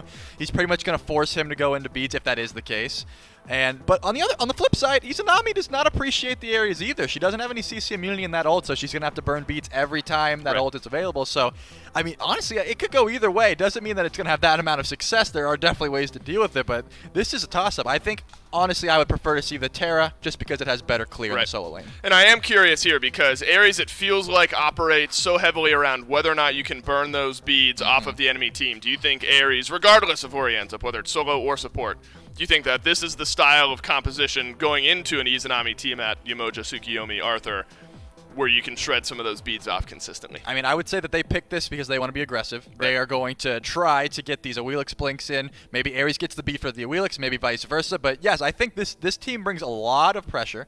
So it looks, I would expect Good Night Nick to get right out of the gate and start trying to get these beads down and get those timers ready because, I mean, it's going to be very difficult to beat this team late game. It sure is. And Awilix, we've mentioned, and you mentioned here, needs to get off the ground running a little bit early in this game. We saw Adapting try it earlier on, didn't quite hit that mark. Do you think Team Joystick has the ability to counterpunch in the same way that we saw the Kazakhs fan club turn around a late game draft and get it going early. Do you think that Team Joystick have the ability to scrap a little bit early on as well? I definitely think they do. I mean, with the Emoja, that's a great stall tool anyways. When you're trying to, you can sit under a tower, you can throw the walls up, and then they can't push in. So yeah, I think they have a lot to keep this game alive. If this is that ticking time bomb comp, or if it gets late game GG, Team Joystick, they came prepared. Team Joystick, your 2nd seed versus Goodnight Nick, your 3rd seed. Game number 3 with J-Mac and Aggro. Thank you so much, Dave and Trelly, getting in game number 3. Highlighted it last game. I'll bring it up again. Historically, Team Joystick have won these matchups. They've won both their matches in the Phase 2 regular season against Goodnight Nick, but maybe Goodnight Nick can try and shut down that potential three-peat. It's J-Mac, Aggro, and Doug bringing you action here in game number 3 of Joystick and Goodnight Nick. It's important for those at home to know that if they lose here, it's not over. There is still a lower bracket that these teams can't play through. It means you're going to have to play a lot more SMITE, and it's going to make that grand final just a little bit more difficult. Right. The team that comes in on the winner side of the bracket to the grand finals has a 1-game advantage in a best of 5, which is a big deal in a MOBA especially. So wouldn't want you to be in that end of the bracket if possible, but we'll see which team ends up pulling it out. And of course, in a big game, Deathwalker goes to the Ares solo. Not the usual tier matchup that we see that Ares solo picked into. This time it's King Arthur. And Arthur relies a lot on not being crippled as well. So it certainly can work, but one of my biggest pet peeves, J-Mac, is when players lock in stuff like Ares solo and then just don't get ganked for an entire game. Sarpe has to go over and gank this Ares because it should be a very easy kill. We'll see. Just early damage in the mid lane with a little bit of pressure going the way of Goodnight Nick, and early pressure and damage in dual lane to put Team Joystick under their tier 1 tower. So pressure across the board here for Goodnight Nick. They're able to take advantage in both of these little 2v2 skirmishes. But as you said, I mean, Sarpe should be camping this Ares. We'll see if he does so, or maybe he'll try and spend a little bit more attention towards this dual lane and towards this mid lane, try and help out the rest of his team like Sap and Echrome. Echrome, who got a taste of what the Izanami and the crits are capable of, decides to pick it up for himself here in game number 3 and maybe try and return that favor back towards Streak Up. Yeah, this Hou-Yi pick, which has been unsuccessful in the SBL, but Vaporish Coast made it look really, really good in our first set of the day, is the matchup option for Streak Up. And this is a matchup that I like for the Hou-Yi quite a bit. I mean, he gets outpushed really early, really hard early especially. It's very difficult for him to keep up with wave clear until he maxes out Ricochet, and even then he'll never be able to match that of Izanami. But the jump being so quick for the Hou-Yi and the mark revealing you out of stealth and the ability to mark, jump, drop suns wherever you go is really difficult for someone like Izanami to deal with. Some damage out of Millsy. He'll at least root silence the Echrome. Stun just off the mark.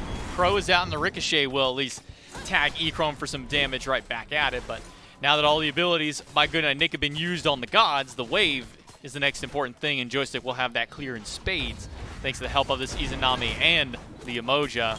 Don't even need the Emoja for the clear, you can save it for the fight instead afterward. Millsy and Echrome both having to get away from the fight. Yeah, really good wall and by Millsy to try and give himself some space, but realized he trapped himself, so then he has to go around, but Streak Up trading aggressively for him is able to get him out of danger, so I like that option and love the aggressiveness of the dual lane from both sides, both a little bit of sustain. Jump in by Wolfie. Thought maybe he would have gone with the ultimate instead. It's Sap who's going to turn it around, hits him with the Minotaur for some damage and a slow. The Taiko drum's thrown out by Wolfie, so they'll trade ult for ult, but that does favor Sap because his ult will be on a much shorter cooldown. Didn't even mention, just because it's usually synonymous when you have an Ares, they penta beads across the board for Team Joystick. Every single member of that team making sure to have that relic to get out of one form of CC or another, whether it be Deathwalker when he starts making his way into the fights, or just in the rest of the CC from, say, a Millsy or Ice. Link in from Ice, looking for Sap, has those beads, but will not make the difference. First blood for Goodnight Nick, and this Willix getting off to a good start for Ice. Good aggressive play, and I think that comes back to Sap missing out on an opportunity just a little bit ago. I think when Wolfie jumped on that wave, that should have been a solo kill for Sap. Now, the reason he doesn't go for it is because he doesn't have vision of where Ice is, and he's expecting, surely Ice is here if Wolfie jumps in on me like this, because no world in which he should get away with it otherwise. But Wolfie kind of playing to that knowledge of, yeah, no way he all-ins me, because he doesn't have any idea where my jungler is, kind of gets away with murder, and because of that, then Sap doesn't have the ultimate to help heal for himself, doesn't have the leap because he had just gone back into the mage stance, ends up being an easy kill for Ice. Well, Millsy will walk back into the lane. A quick wave clear for Ekrom and Silence will help out. Some damage back on the support, but nothing that will really deter either players from Joystick or Goodnight Nick. They'll be able to walk away. Silence will go back towards base. And we'll see a Gauntlet of Thieves kind of rush from both of these supports, where for some of these other, healer-style supports, we have been seeing more traditional Lotus Crown as kind of that first pickup. Both of them instead want to go for that immediate aura.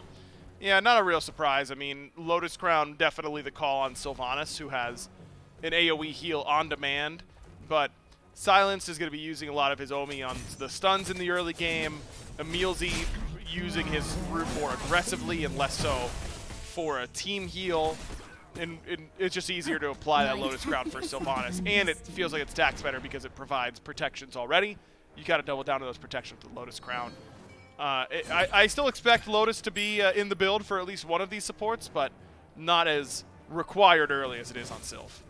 Deathwalker, his first item out of the solo lane will be a Breastplate of Valor. So just some physical defense, some cooldown reduction, everything that you love out of an Ares to be able to get more ultimates and really just be able to stay alive in the middle of fights. He's going up against that King Arthur, went for a Genji's Guard as a first item, so he'll get some kind of counter defense to each other, some physical for the one going up against the Fizz, magical for the going up against the Guardian. Now you get to see what Ares can do and also what King Arthur can do, immediate ultimate, but Deathwalker doesn't take all that much damage from it. He doesn't seem too concerned about what Azrael's damage output is just yet. Especially when he's already used that bolster defenses, had it perfectly timed. You want to be using it during the chains anyways, because if it's in the middle of you recasting your chains, you end up getting a lot more protections, so just ends up very easy for Deathwalker to withstand that poke. And already I feel like it's been a big missed opportunity for Joystick. Sarpei has not been in the right side of the map once, and already Deathwalker has protections, whereas I think you could have almost certainly made a gank happen over there earlier. Whew, big damage out of Emilzy on the Terra. Puts Sarpei down fairly low. Ekrom and Streak Up in the 1v1. Gets the Suns out of Streak Up. Ekrom back under the tower will throw some shots right back at him. Bring him to a fairly net neutral trade out. Both beads out of the Hunters, both ultimates, and after that little fight, both of them will go ahead and end up clearing out their Scorpions. Yeah, Streak Up just loses his patience there. That should have been a kill for sure. Just needs to wait for the dash to use the ult. Deathwalker blinks in, gets the chains on just Sarpei, and the no escape on 2. Only going to pull in Silence, who's going to get stunned out instantly afterwards. He got a couple stuns of his own, and Silence is able to make it back under the tower, but Azrael gets caught out of his own dash. Is it enough damage to take him down? No, Azrael able to walk away, even with Wolfie on the way over. Sap 7 a little late to the rotation to help him out, but even still down in experience on this mid laner. They're going to get a lot from this invade, though. I mean, they get blue, they get these minis, they get the backs, they get everything. Save speed on this right-hand side off that invade. And you get the beads out from Azrael, you get the beads from Silence as well. A well-played fight from Goodnight Nick, and if you allow this Ares to set the pace on this right-hand side, then it's going to be really problematic. And that's the thing, is that, after these games, all the time you see it like, oh, Ares solo in my casual games, Ares solo in my ranked games, and why does it work for Deathwalker and not for others? And it's not just the skill shot accuracy and the matchup knowledge and all that kind of stuff, and obviously all of that comes into play.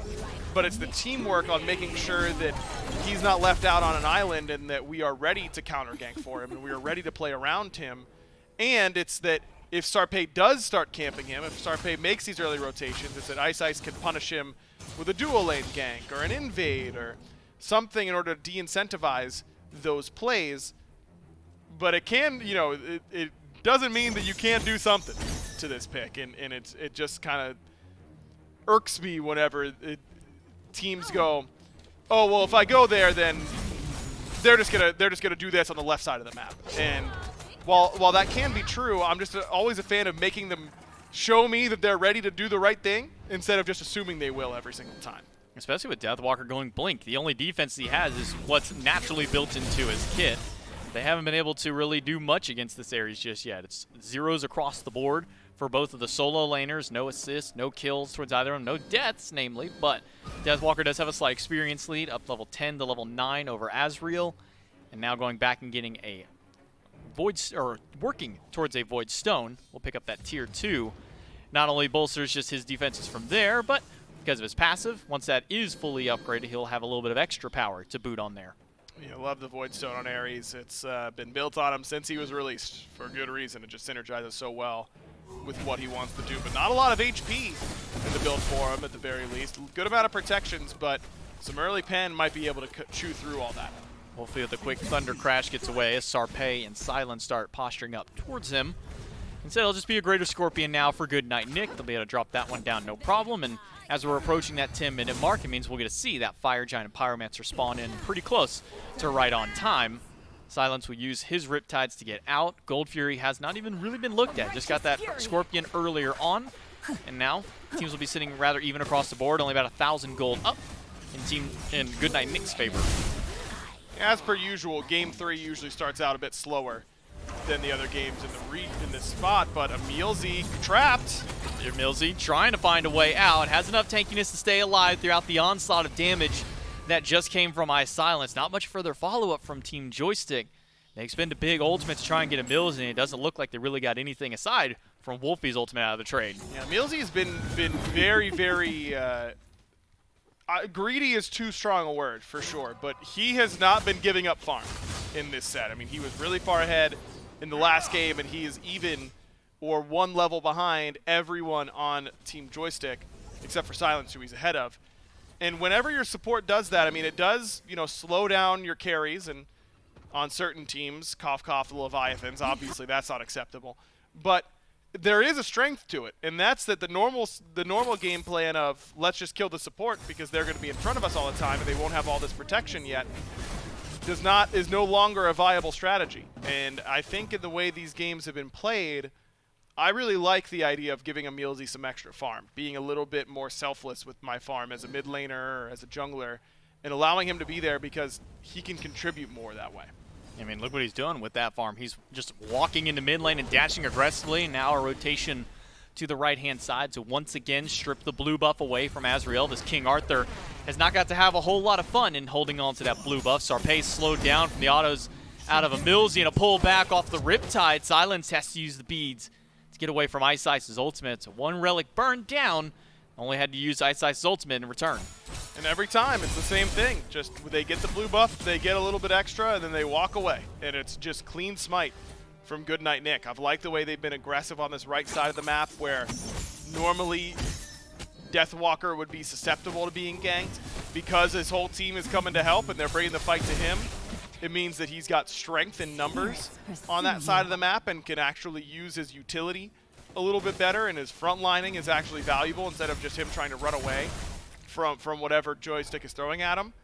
And Joystick has been unable to answer because Sap has gone for a build that I think is pretty greedy in the mid lane. I mean, Chronos Pendant into Soul Gem is just so little effective damage on the front line, and there is so much front line from Goodnight Nick around Deathwalker and Emilzy that Sap just doesn't threaten those guys at all with this build. And he's going Soul Reaver. Again, this is kind of the popular build for Tiamat. Means you don't get any penetration until 4th item. And the most you can get there is 20%. So we are 10 minutes probably away from there being significant pen for Sap. Echrome spotted out. He'll get hit with the mark of the crow, but not the ricochet after. So Echrome does get to walk away. Didn't have to use too much. Just a nice little fadeaway. Make sure that he gets back to safety towards his tier 1 tower.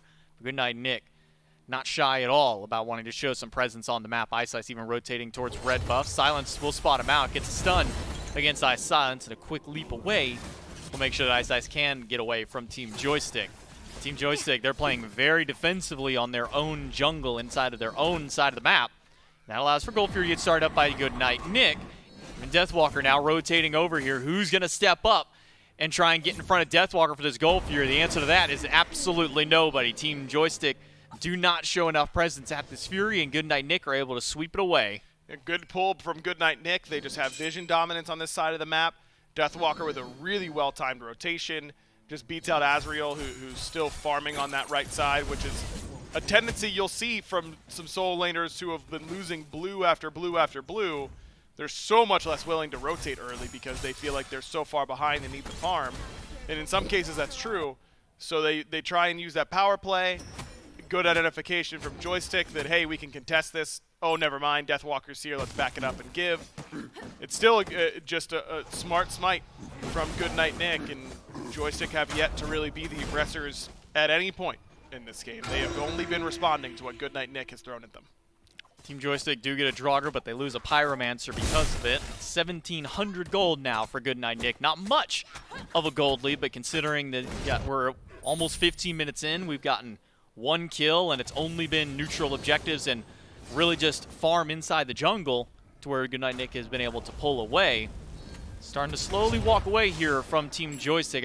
I gotta wonder here, Aggro, where's the fight coming from Team Joystick? Where do they kind of throw their eggs in the basket here? I think you have to wait until Sap just has more items, because he is going to be that poke damage.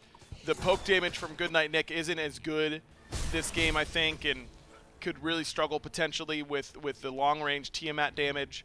You're really relying on all these blinks on your side. I mean, the Awilix will eventually fall off. I think Tsukiyomi outscales her pretty hard.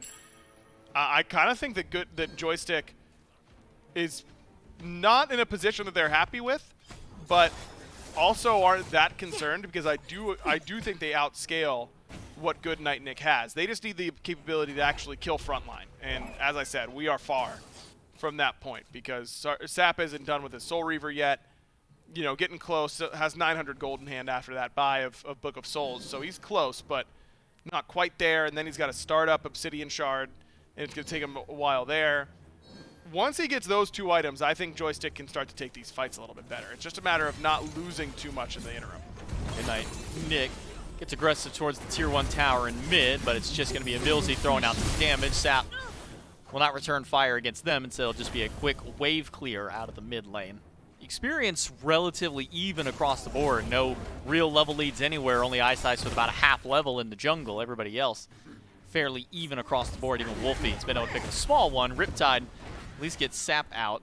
Silence does get stopped for just a moment, but he'll be able to get back to the Tier 1 tower. And Goodnight Nick playing a very slow-paced game here, but they've been controlling every single neutral objective. They've been controlling this right side blue buff for the majority of the game. It's only been the last couple of spawns that Azrael has been able to grab that buff for himself.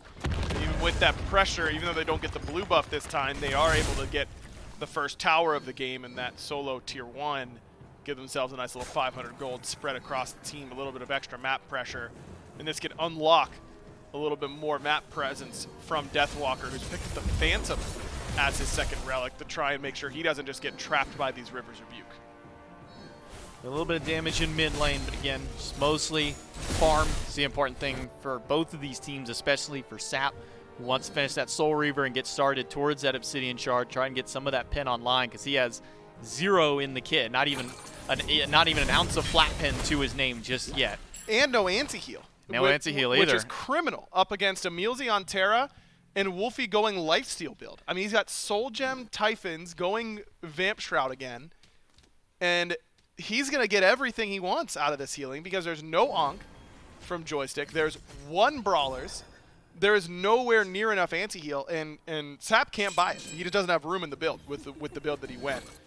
I think that it is pretty criminal that we're not seeing a Divine Ruin here from Sap. And at this point, he has to kind of make that decision. Does he need the percent pen? Well, yes. Yes, he needs the percent pen. Does he need the anti-heal? Yes. Yes, he needs the anti-heal. But are you willing to risk 2 item slots to get both of those, and then you lose out on a maybe potentially bigger 5th item, something like a Rada Tahuti? I don't know if that's quite the answer. Well, it's not even about that at this point anymore, right? It's that I need both of those, and it's going to take me forever to get both. Right, like, I mean, which one do you go first in that case? Do you want the percent pen first? Do you want the anti-heal first? Yeah, you need both. It's just too late.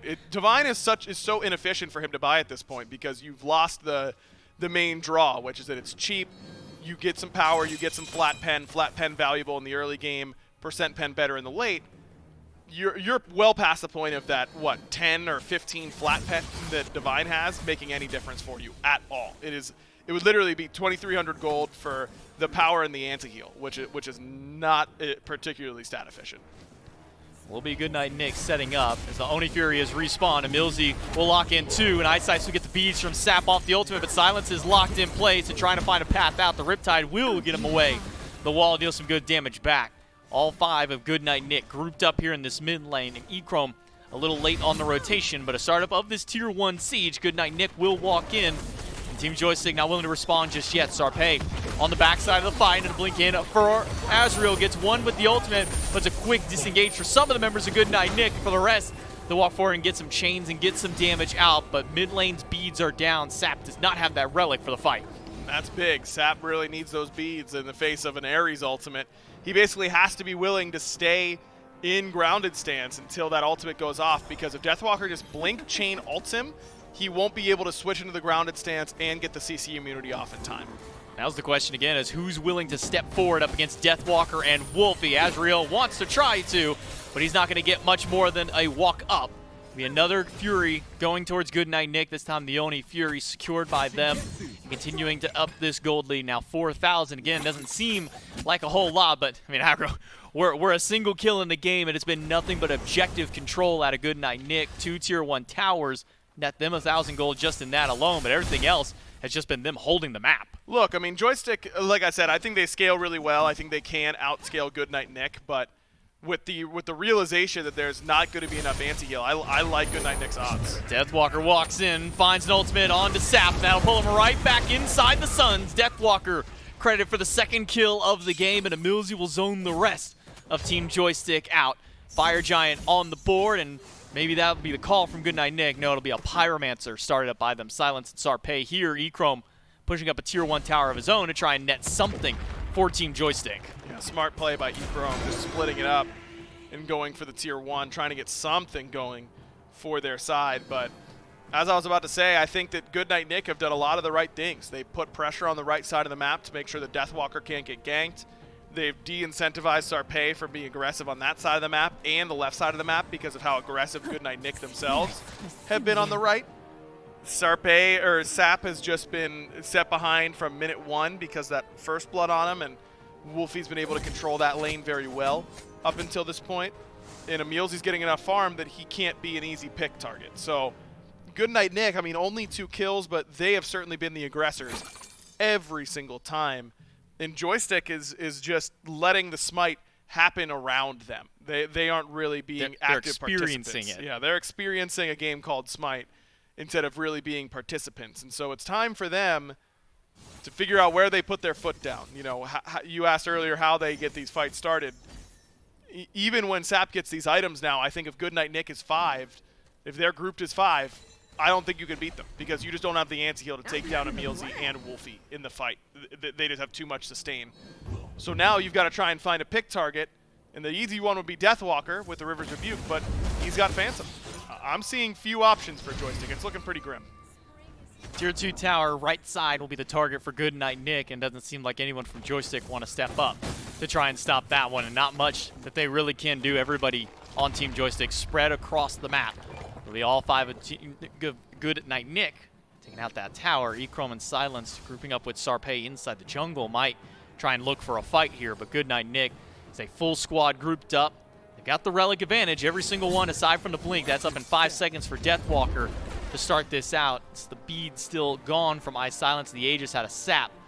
May be willing to try and start up a fight here, but it's a quick retreat from that tier 2 tower all the way back to what used to be their tier 1 in mid. Goodnight Nick just walking across this map. They have the better ward vision too, and no wards left in inventory for Team Joystick, so they aren't going to be able to wrest control just because Goodnight Nick is backed up into that tier 1 area of their mid lane. It's been a low player damage game. I mean, you look at the charts in the bottom left, it has not been particularly active in terms of fighting, but it has been aggressive in terms of positioning at the very least. It's just that Goodnight Nick has been given so much based on their aggressive positioning, and Joystick hasn't been ready. Deathwalker goes in with the blink gold. He'll only pull in 1. It'll be Silenced, and he'll at least throw out the River's Rebuke to try and zone them away. The Suns rain down some damage. Silence will eat quite a lot of it, but he's got some heals back via the way of Omi just to keep himself topped back off. But Goodnight Nick get 1 set of beads out of Echrome, and that will call for a win out of them. Deathwalker, though, did use both of his relics to get in and get out. Yeah, both relics. I mean, Sap just has to use his ult. You know, if you don't pre-chain him, then it's not going to really work because he can just jump and use that grounded ultimate. So that doesn't get beads. Silence disrespects the commit And rightfully so, because he didn't die, so it ends up paying off. That is one place where results-based thinking can work. And it ends up paying off for him not using his purification beads, but Echrome losing his is pretty critical. Ice, I'm sure, is going to be hunting now for that Izanami, because you should be able to get that one-shot combo off pretty well. Well, Silence will finally get his Lotus Crown online to try and match the one that Emilzy picked up earlier. Emilzy a little late to pick up his Pridwin, because he went for a Divine Ruin of his own. Even Ice has a little bit of anti-heal in his kit here with the Brawler's Beatstick picked up. But Sap still hasn't been able to get that penetration item on just now. Goes back to basically get the Obsidian Shard. So there's that 20% that he's been so desperately needing in these fights. Maybe now this is where Joystick has an opportunity to try and punch back. Finally, he's going to be able to do some significant damage to the front line, but they'll be able to heal it up because there's not enough anti-heal for Joystick. Fire Giant started. There's a few members of Joystick here to try and get in. Azrael zoned away by the wall. Doesn't want to commit to walking too far away, so instead Emilzy will punch back and break the wall right in his face. And it'll be a quick reset on the Fire Giant. Back to the dance that we saw. Game number 2 was about a 15-minute Fire Giant dance. It didn't even end up being a Fire Giant. It was a 4-man wipe and then game over. Goodnight Nick, they'll start up on this side yet again. Fire Giant one more time. Still don't have great secure. They're trying to bait the fight and use their team fight prowess in order to make something happen.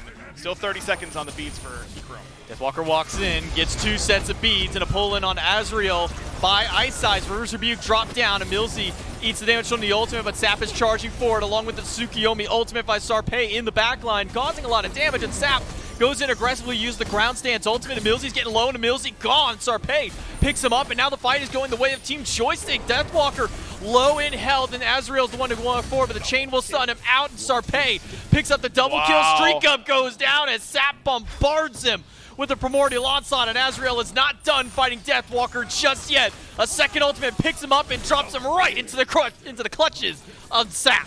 That might be game, because they've got a massive wave here in mid. Tiamat minions as well. I think Joystick may have just won one fight, literally. One fight. They didn't have any kills going into that, and they might just end the game. Wolfie's going to be the lone defense half until he gets his ult, but he's already at half health. Back to the fountain. All 5 from Team Joystick right into the throne room. They got a wave of minions here to help them, and Azrael trying to zone away the mid laner. Even Sap will do so. Team Joystick off of a single fight at the Fire Giant, just like in Game 2, look to close out Game number 3, and they will do so. And they'll keep up their streak of taking down Goodnight Nick in these sets. Man, that must be such a frustrating game for Goodnight Nick. You're winning every engagement, though not via kills, just by getting the objectives. No, they didn't fight you, they didn't attack you, and then they win one fight. Single one. And are able to win the game. I mean, that Tsukiyomi ultimate did a lot of dashing and not a lot of damage because Emilzy's ultimate was there. He had a good shell. I feel like that Goodnight Nick just got a little scared off of that fight for some reason and didn't push forward. That felt like that should have been a much better fight for them. They end up just backing up and waiting for Sap's cooldowns to come back up, and at that point he actually had pen and he actually did damage. Just like you said, as soon as Obsidian Shard's on, maybe that's the chance to fight. They take the fight, they win the fight, and then they win the game. We'll take it to a break, and we'll come back to the desk to close out the set.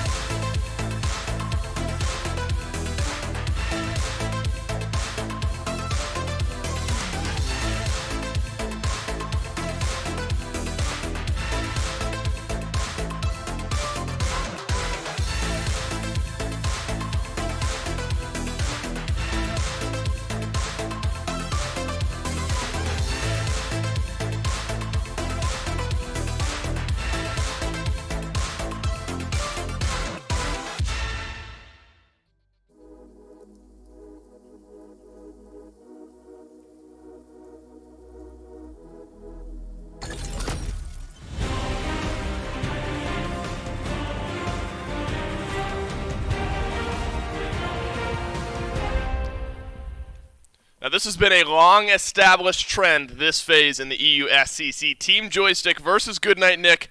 Long Game 3 sets, but Team Joystick winning is the important caveat there. And Team Joystick does it again during the most important set of the year, the Phase 2 SCC playoffs. Team Joystick will move on now in this winner's bracket.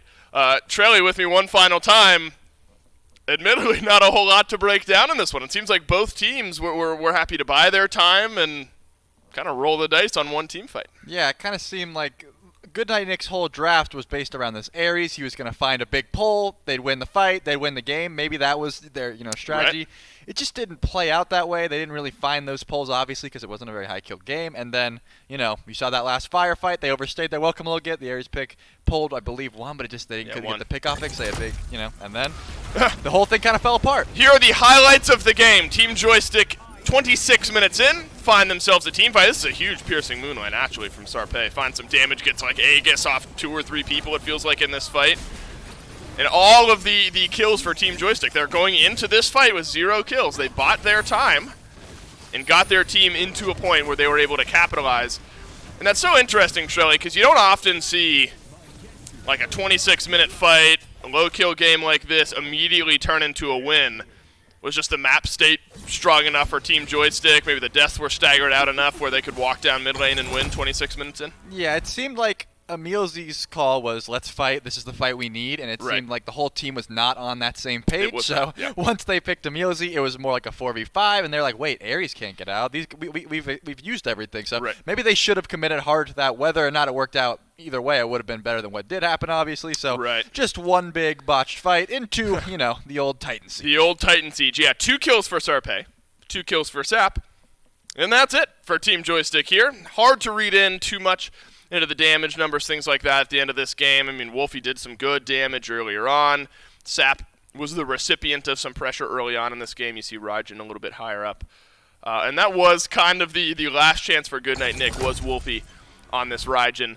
But we figured with that team comp for Team Joystick, and I think you mentioned it at the end of Picks and Bans there, they kind of wanted to do that anyway. They wanted to slow things down, get their team to a point where the late game scaling could come through. It just took a little bit of time for them to get there. And now things become very intriguing over here in EU because you get this team who lost earlier on today in the Kazakhs fan club. Now you have Goodnight Nick who lost earlier on today. I think that becomes an even more intriguing matchup, and we'll get a look back at the 2 out of 4 total EU, or not EU, but SCC sets that we've had so far today. And the first couple will go 3 games here this weekend. So that means, as you can see, our next 2 matchups will be the losers of today's sets versus the winners of today's sets. Both of the sets going 2-1. Elysium, remember, stumbling off that starting block just a little bit and then blowing out Kazakhs fan club in back-to-back games. Team Joystick able to ultimately take it over Goodnight Nick. And the brackets will now be updated to reflect all the fun that we've had over here in EU down in the losers half. So you get one extra chance here in the Phase 2 playoffs. Kazakhs fan club and Goodnight Nick have already spent that extra life. They will battle it out, and then the winner of that, of course, will play the loser of the Elysium Team Joystick matchup. And I think, Trelly, the Kazakhs fan club matchup versus the Goodnight Nick matchup is sneaky close because the Kazakhs fan club, they are the SOC team, but they weren't playing like an SOC team today. They showed up in that first game and then kind of half of the second game against the best team in EU. Yeah, I mean, they came out of the gate swinging, which you got to respect that. They did. They took down the Elysium at least once. And again, that second game, they showed some promise, just stumbled a little bit. So yeah, I definitely think that's a matchup to keep your eye on. I think one thing we learned today is that we want to keep Deathwalker on these more pressure gods. I think the Ares was just too slow. They didn't really get much done, and then you get this match where there's not much action. So if they can make that adjustment, I think we'll have quite the exciting 3 games tomorrow if it goes to 3. And here are the North American matchups. This is a region where we have had what feels like just back and forth games all phase long. Winter Dogs versus Sleekness, those will be your first 2. Herculean Hoofs versus the Sturdy Artisans will be our second matchup of the day. And so you start to look at some of these teams over in North America. The Winter Dogs, your first seed. Sleekness coming in out of the SOC.